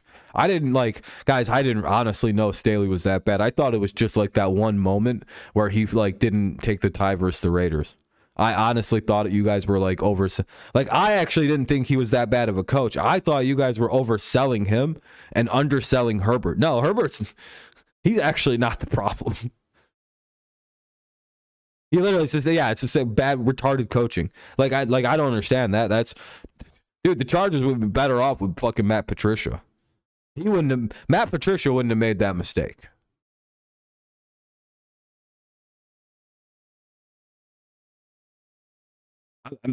He wouldn't. And Matt Patricia's a retarded man. He doesn't even realize that he's got the best play action offense in the NFL. He doesn't even care. Oh well, fuck him. That's a gay sting. We don't do that. That's gay. Yeah, look at Campbell. He completely fixed the Lions. You know the Lions are selling standing room only tickets for this game against the Vikings on Sunday? I didn't even know that was a thing at Ford Field. They sold all 65,000 seats out. Plus all their standing room tickets are sold out too. The Vikings are one of the most penalized, like, undisciplined teams in the NFL with stuff like that. Ford Field is going to be so fucking loud on Sunday. I don't even know how Dan Campbell did that, by the way. That's the power of what a good coach and, like, culture and coaching is. Dude revitalized the whole football town. He just went, I'm going to say some crazy ass shit, get everybody fired up, and then play actually some pretty good football. And again, right when Dan Campbell was hired, it was one of the funniest things. We all knew, right? Like everybody had the same thought on that one, right? It was one of two things with Dan Campbell. No in between possible, by the way. It for the Detroit Lions and Dan Campbell, it was either one. They was going to be one of the craziest spectacular disasters this whole league had ever seen. Maybe even worse than Hugh Jackson, or two. He's the greatest Lions coach ever and wins Detroit a Super Bowl and fixes everything, breaks the curse, and everything improves. There's no in between with Dan Campbell and the Lions, right? We all agreed on that. I think that was just everybody went, yeah, that's probably there really is nothing that will happen out of this, is there? This is the guy for the Lions or nobody is.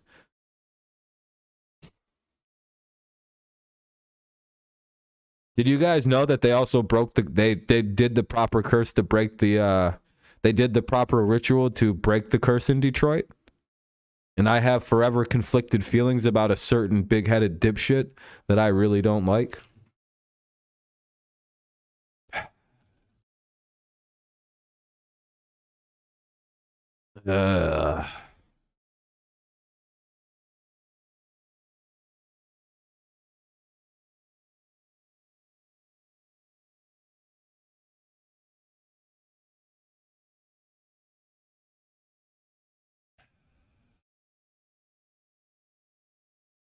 So, since this event happened, the Lions are 3-1. Or 4-1 now. They were 3-0 at Thanksgiving, then 3-1. Since this fucking stupid event happened. Let me show you something.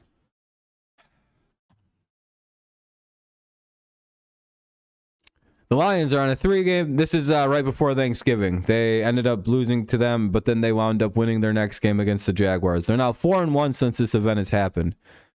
This bitch-ass, big-headed cheater Peyton Manning and lovable Jeff Daniels got the whole bathtub full of whiskey. They used beer for whatever. This is how you break NFL curses, apparently.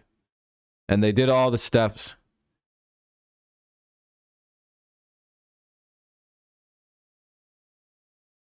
Can you imagine if I have to be like nice to Peyton Manning one day?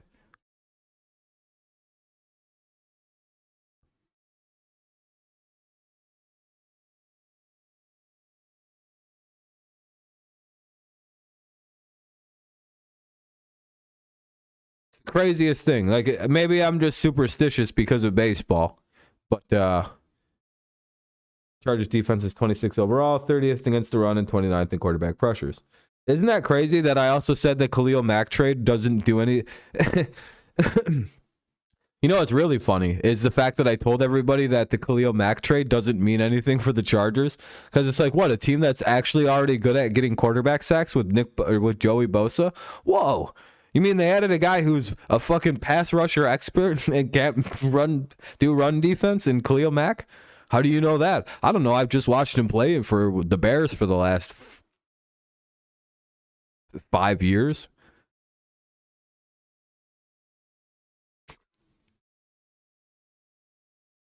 Yeah, I fought with people about that, by the way. I think Nathan was here. He was one of the people telling me I was fucking stupid about that take. That's a money take. I knew I switched that bitch from the 3-point. I switched that bitch from across the court when I shot it. And I knew I did. I was like, nah, I'm right on this. I know I'm right on this. I've never felt more correct on anything in my whole life. Yeah, dude, it was like the only time I'd ever, all my mods and everything were against me. I was like, oh no, this might be the hottest take of the NFL season, I think. Now everybody tries to claim, they were like, nah, I kind of knew the Chargers were going to be overrated. And I'm like, bullshit, nobody did. That's why I get mean about the Chargers. I'm like, no, I'm like the only person I know that was just like bullshit on this team.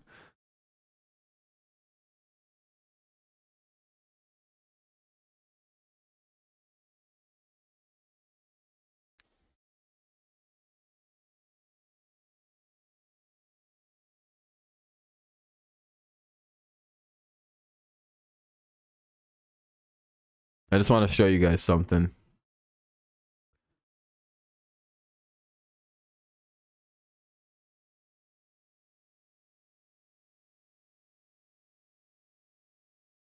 I just remember telling everybody, a lot of people were like, hold on. Let me do another display capture thing. I want to show people something. I can show you where my Chargers takes initiated, just so I could show you I was one of the OGs. This says 7/27/2002. You can see that because like based on the date of the tweet here, it says 7/27. Torkelson's playing. This is a lot of baseball stuff going on. This is about the time when Jeff Passan got hacked by everybody.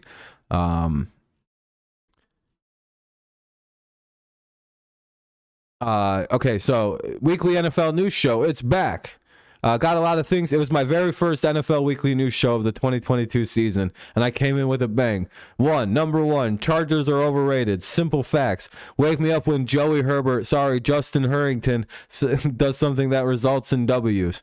2, at the Patriots. If they win the Super Bowl, is that an underdog story? Yeah, I'm fucking, I got a little bit of Homer See, I'll have a money take like that, and then I'll follow it up with, how good are the Patriots really this year? One of the best teams in all the game. Yeah, J.C. Jackson's not being used right. They're using him in like press man and shit. It's like, dude, he's fucking 5'8". What are you doing? Just have him be a fucking athletic freak that runs and jumps passes. We didn't even use J.C. Jackson in the way that they do. We used him fucking like a free safety, basically, and just let him kind of double cover someone and jack footballs from him.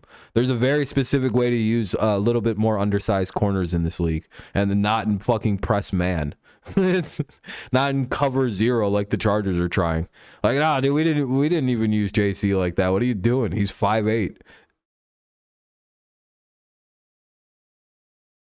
Yeah, that was my takeaway too, Nicholas. Yep, I was on that take immediately as well. I was like, yeah, Chiefs are like the best team in the AFC. They're gonna win they're probably gonna win the AFC. Like it's them or Buffalo. Like it's one of those two.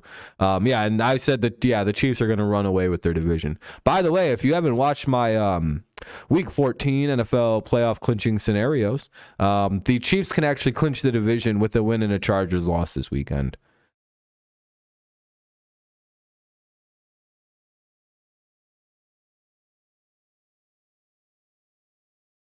Yeah, Chiefs can clinch their division this weekend.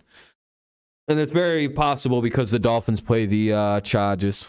You had Bills 49ers. That's not a bad. That's still possible with the Bills. The 49ers defense is so good. They have one of those scary ass good defenses that it might not matter who the quarterback is very much.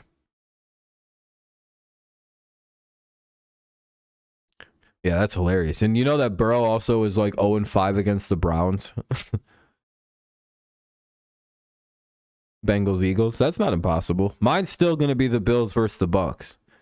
If that happens, I will never stop talking shit, by the way.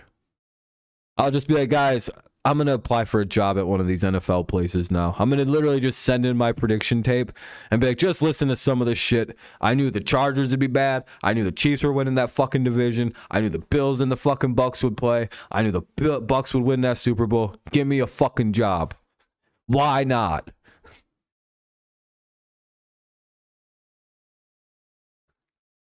I mean, listen, I clearly know this football shit very, very well. I'm fucking tuned in, baby.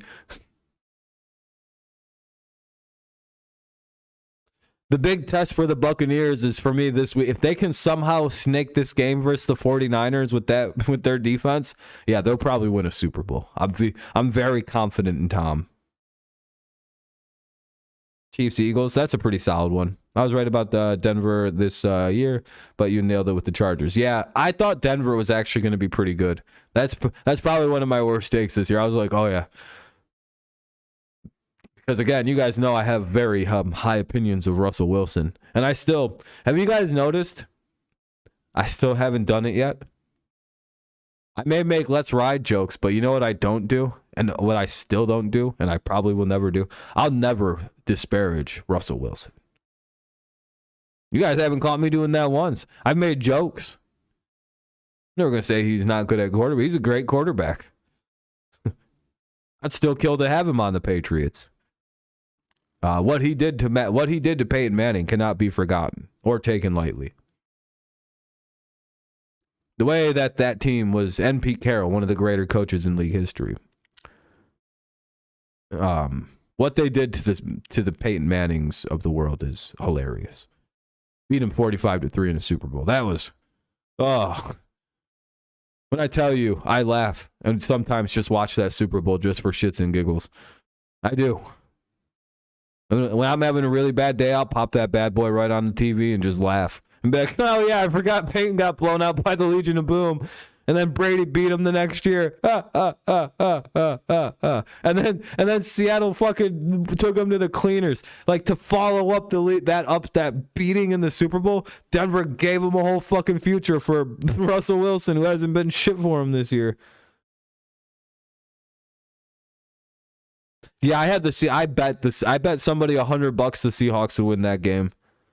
Peyton. I fucking hate Peyton Manning. Eli Manning has my respect. When you win Super Bowls versus teams like the Patriots, that's very impressive. The two teams that he beat were not only were they like just Patriots teams, but go look up some of the offensive stats of the 2012 Patriots. I believe that's considered the third greatest offense, maybe second greatest offense ever.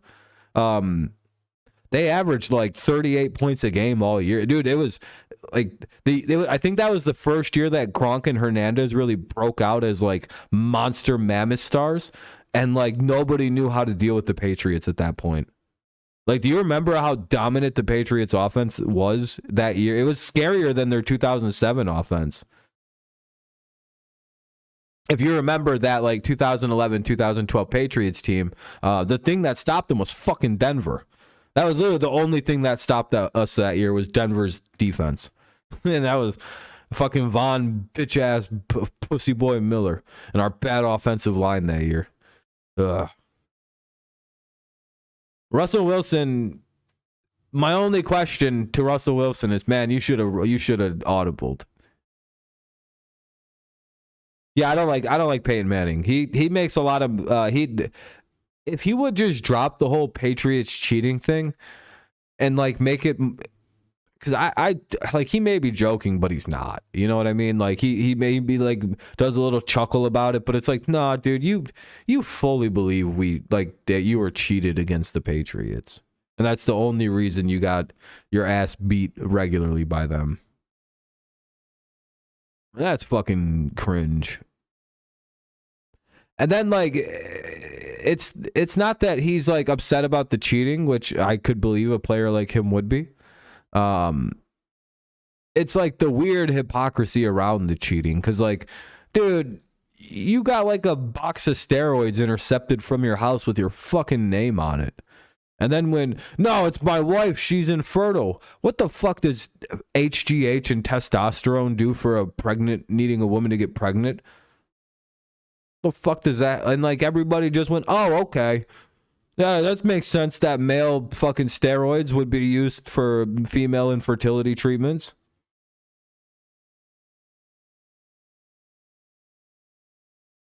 Like, no one ever really talks about that he literally got caught with steroids getting sent to his house, and his head is growing like Barry fucking Bonds did. Like, no one ever like zero people talk about this. This dude clearly was using steroids his whole career. I don't know what part of muscle he was putting on, but he was clearly doing steroids. Your head doesn't, unless we just don't think Barry Bonds did steroids, because that's always been used as the definitive proof against Barry, right? That is, your head doesn't just naturally fucking balloon up like that. Peyton's did just like Barry's did. In the same style, big ass forehead swelling. You could maybe say Peyton was always had that big of a forehead and his hairline receded. But we've done the side-by-side analysis of Peyton's head. I mean, I could show you the pictures. Yeah, so do I. But Peyton Manning clearly did them and then got caught and lied about it and then calls everyone else cheaters. And that's my biggest problem with Peyton. You don't see Julian Edelman going around calling anyone a cheater. You don't see DeAndre Hopkins calling anyone cheaters. When a steroid user calls someone a cheater, I really don't like them. It's like, oh, really, dude? Really? Like, I stick up for your stupid fucking ass 99.99% of your life. And then you're going to fucking go ahead and fucking lie and call other people. Okay, I understand the lying about the steroids. But you should never talk shit about cheating. Like, it'd be like if like Daniel Cormier got busted for steroids, which I think he did recently.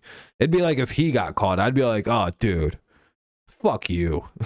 You're worse than the steroid users. You fucking piece of shit.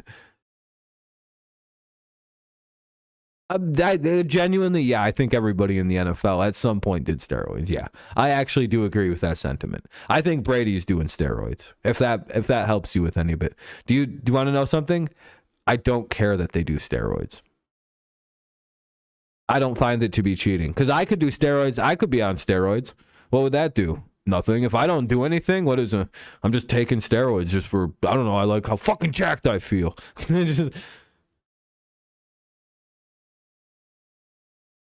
Yeah, it doesn't matter. Like, steroids don't really, again, it's not like they like make you a super athlete. It just gives you the ability to like work out better and recover faster from injury. Like, I think that's literally what it does. It allows muscle to tear and recover faster. And like, that's why people on roids get shredded, because the way it recovers too. Is it a little cheap? Sure. Is it a little wrong? Not really. It's a fucking game after all.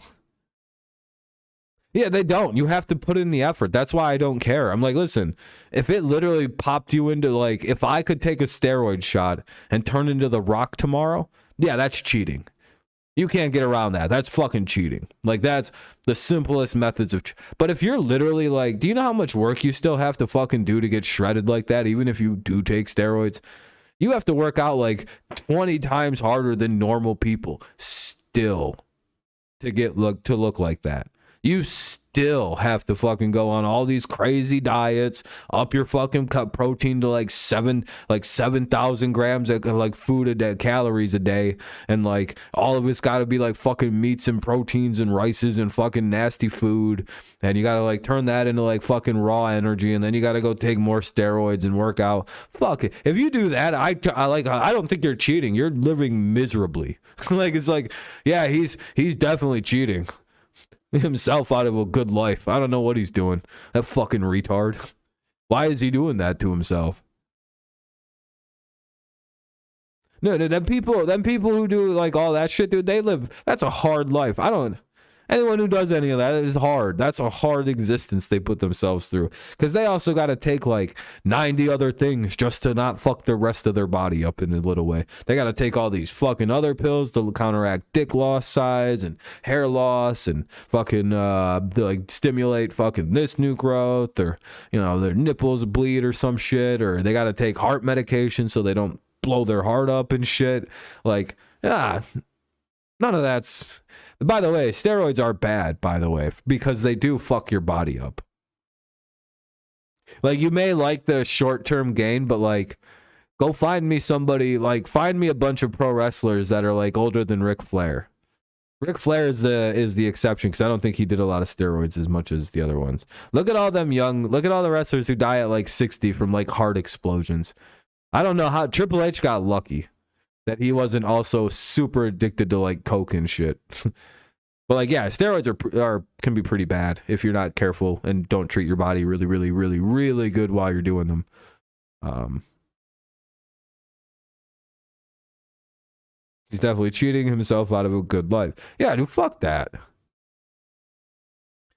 Like, I don't take away. I don't, like, again, steroids, yeah, they're like, it's a great, I actually understand why people don't like steroids, right? Like, I fully get it. It's like people see them as cheating.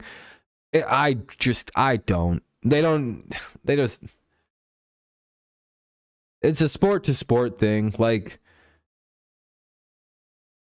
intestinal blockage. Yeah, I think that's more from drug use, though. Like, Ric Flair's problems is drugs, not really like roids. Yeah, Lesnar is a freak of nature, dude. Like I'm glad these guys are okay, but like a lot of these guys are gonna face, like, I'm surprised Vince McMahon's still alive and shit. But again, when you have the money to take care of your body and you know to make, like, again, a lot of people nowadays know, like, take better care of your heart. But I think a lot of the people who didn't die from steroid abuse probably also didn't do hard drugs. Like, I don't think Vince McMahon was a drug. I don't think he drinks or does drugs. At least not like in like any form of excess. You just don't hear about it, right? Owen Hart died from falling off of like a 20-story drop and exploded onto the ring. You have that mixed up with somebody else. Owen Hart might have had one of the most tragic deaths in wrestling history in the ring. He had a you got the wrong guy, Nicholas.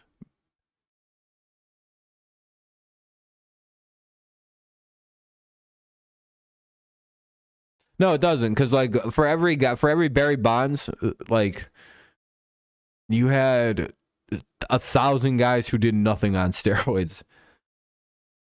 You know what I mean? Roddy Piper died of steroid abuse, though, I'm pretty sure. Almost every wrestler died of steroid abuse. It's like the little people like Connor and Floyd, them small 5-footers are the real strong ones. Yeah, kind of. I mean, it can. I like Connor wouldn't do well in a fight against like that Thor Bjorgensen, the Mountain. No, hold on a second. I don't want to get yelled at by UFC experts again. Nobody can ever beat up a boxer or something. I don't fucking know what the fight was. I was getting screamed at. All because I said that I thought that if Khabib spent a little bit of time training how to become a boxer, he'd be pretty good at it eventually. And they're like, no, he'd never be good at it. He's physically impossible. It's like, what? It's not that hard to become. I've watched YouTubers become pretty solid boxers. I'm pretty sure a guy who like has been fighting his whole life could probably spend a year and become really good at boxing. Like, I don't know.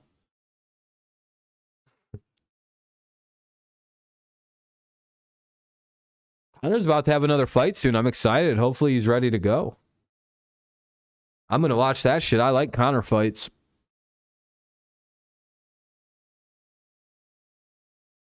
He's exciting. He makes me want to watch UFC. The rest of them motherfuckers need to take a page out of his book.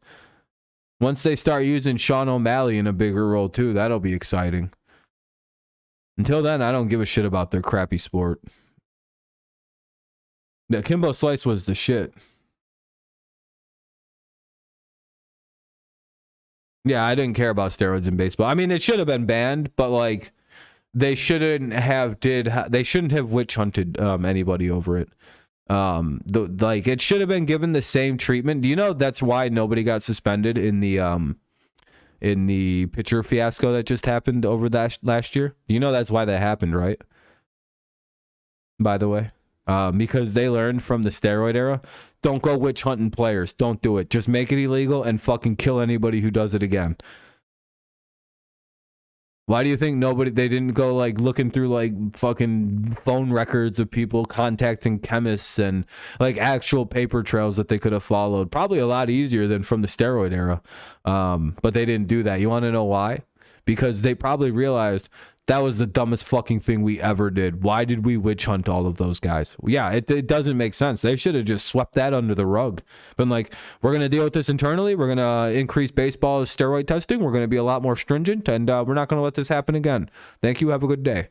And just never talked about it. And nope, no one has tested positive for like a year. Just nope. And then when some no-name loser tested positive, fucking railroad him.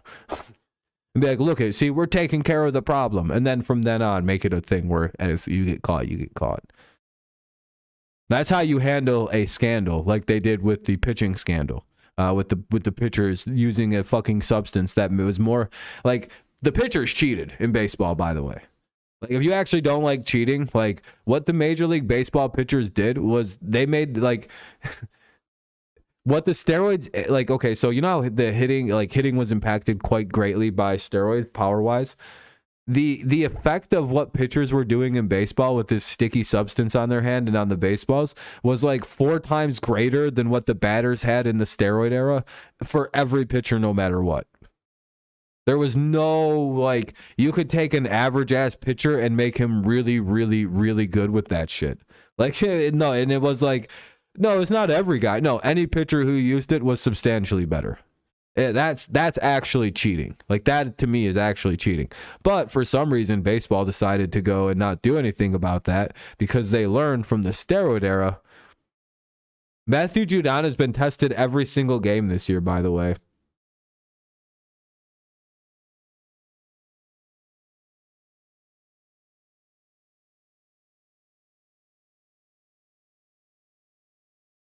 Yeah, that was a crowning moment for UFC's history so far.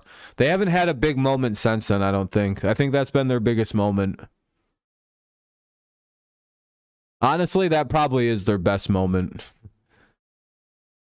The double champ moment, and yeah, I mean it's hard to top. I'm sure you guys have better moments because you actually like watch the sport, but you know, I don't.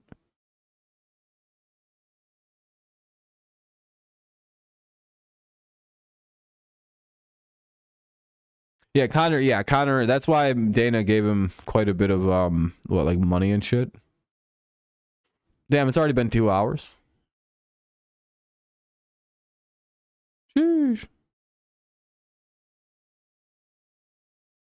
Oh well, people have a nice VOD to watch anyway. This is a fun stream. I didn't even realize 2 hours had gone by.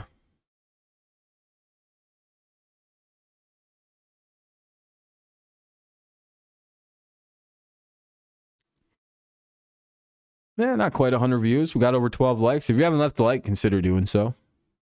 It'll help the stream, I guess, make it look a little better.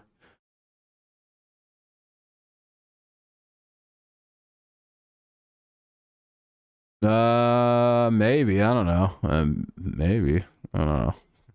I don't really care about them. The Viking or the whatever team that is, the Chargers. You'll probably do good, I guess. I don't know. Fuck them.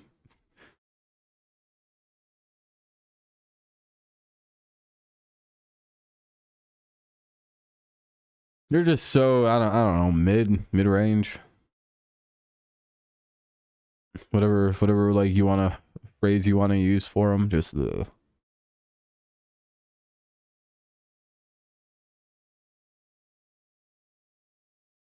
I get to everything I wanted to talk about. Yeah, we've talked about everything I had scheduled in my head. Felt a little bit more complete this stream, didn't it? It felt a little bit better than me just kind of depending on you guys to carry it, which is probably a stronger idea. I just wish more people would have been here tonight. I actually had like a whole bunch of topics in my mind. And we hit them all. We just kind of broke, and like they all transitioned really well off of one another. I built this stream pretty good in my head, but I don't know. No one showed up again, motherfuckers.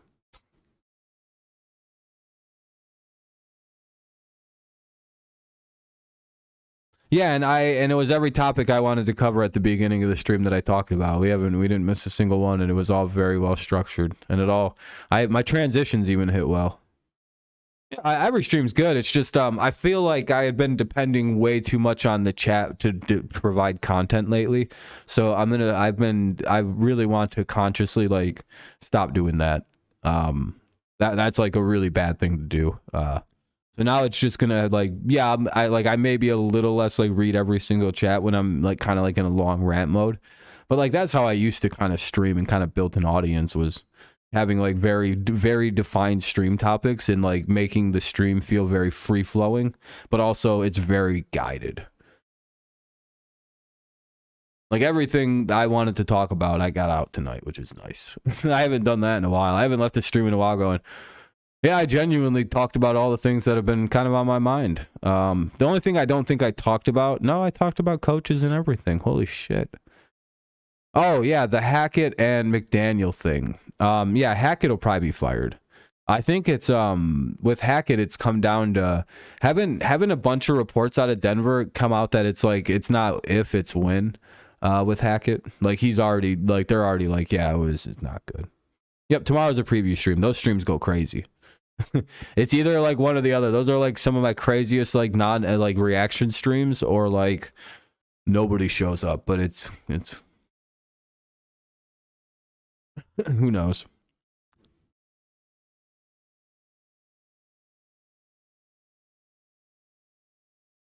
Oh, I forgot what I was talking about before that.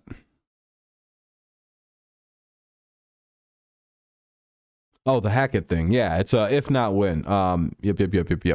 And that situation. And then I wonder with McDaniel, they claim to not have the money to be able to fire McDaniel, because I think there's some like guaranteed money they'd have to pay him and shit like that. And it's like an immediately like due thing upon firing with the NFL. So I think they're in a bad situation in Vegas where I don't know if they can, like, hilarious. I don't think they can afford to fire him.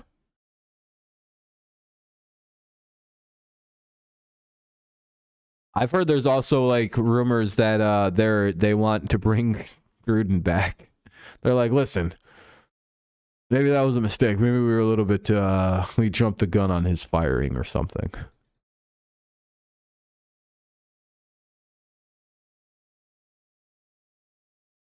In a surprise move, that wouldn't be a bad move. I have a feeling someone's going to rehire Gruden, but I don't know if he wants to coach anymore. I don't know. He doesn't really give me the vibe that he wants to still be a coach. Hackett is the problem with Denver. Yeah, I agree. He's just, bad mistakes. Not even simple mistakes, like bad mistakes.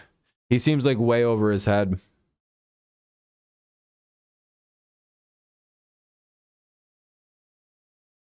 At least that's how it appears anyway. Like, you shouldn't have, like, the kind of, like, decent talent you got around Russ in Denver and have Russell Wilson and not be able to get anything going. Like, I get Russ is supposed to be a good, like, quarterback and, like, he needs some kind of, he needs a head coach. What's he supposed to do? Look at Brady with fucking the idiot coach. He's got Bulls. You can only do so much with like just a quarterback. You know, like there is some shit that just has to be done by a head coach that you can't like put on the quarterback to like control. He's you know he can't. He's not supposed to control the clock, to fucking pick the plays and. No, that wouldn't be surprising, Nicholas. Take it easy, stud. I'm probably heading out soon too. Yeah, those can get ugly. Those are, I mean, also you never really, poor Denver. I don't think this is the year they do it either. Or they do, and this is the first time they beat Kansas City and everybody's stunned. And Russ has like his only good game as a Bronco this year. Hey, we hit 80 total views. I'm probably going to start wrapping her up, though. Is this the game they do it? Is it time for Broncos country to ride? Based on the way this year's going, 100% that's the first time Mahomes is going to lose to the Broncos. We all we may not like it, but we all know that Broncos country is going to ride all over the Chiefs. And everyone's going to be pissed because it's going to be an upset week. Have a good night, Steelers Nation. Yeah, I'm going to get out of here, guys. Make sure you guys leave likes on your way out if you haven't done so. Will make the stream look a little better. But thank you for everyone who came out and chatted tonight. It was a fun stream. At least thank you guys for coming out. May not have been a very full stream, but it's always a little bit better when everyone's chatting along and we don't really have to notice the emptiness. So we forgot to put our seatbelts on, right? Broncos country, high knees on the plane. Broncos country, isn't it? Governor, or whatever, however British people talk. Oi, tea and crumpets and all that. Matey. I can't do accents, but I physically can't do accents. My brain just goes, that's gay. Don't do that. Just say the words. Just speak their language. You don't need to do their accent. All hail monarchy, governor. How's that for a British guy accent? Pretty good. I sounded just like a British man. Oi. Tuesday. It's Tuesday. Pretty good. Because their word Tuesday, like spelled CHUESDAY, Tuesday, is the same as our Tuesday. They also say this wild ass word called aluminium. That's just aluminum. They just don't talk right. They're just fucking stupid. They're like, oh, that's aluminium. And it's like, okay, Harry Potter, calm the fuck down. It's just aluminum. They're like, we made the language. And it's like, okay, that's cool, dude. Hinga dinger dinger. Yeah, I get it. But all right. I'm going to get out of here, though.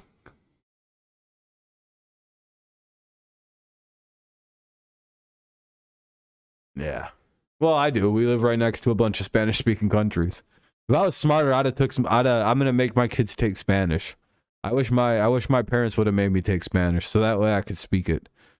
Fucking that way, no one can plot on me in a foreign language that I don't understand. Plus, I'd have the ability to probably learn languages better. I would have like learned some skills as a kid.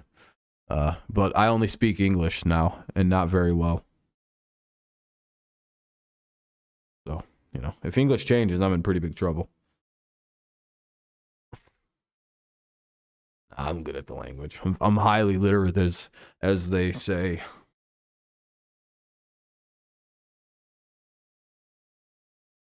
All right, I'm gonna get out of here though, everybody. Thank you guys for a fun stream. I appreciate it very much. We'll be live again tomorrow evening, probably a little earlier, around 9:30ish, not more like 9:50ish. So it'll be like between 9 and 9:30 is when I'll go live. Probably closer to 9:30. But as always, we cover week 14. We cover all of Sunday night, Sunday night, and Monday, of course. So we'll have 12 games to go over, as we've already played game 1 of 13 this week with Thursday night. So hopefully I'll see you at tomorrow's stream. If not, hopefully I'll see you at one of Monday's stream or Sunday streams or Monday stream. Well, I'll see you at one of them anyway. All right, go Lions, go Tigers, and of course, it's always go Patriots. I'll see you when I see you next. Thanks for tuning in. Go Lions, go Tigers, and go Patriots. Bye-bye. Good night.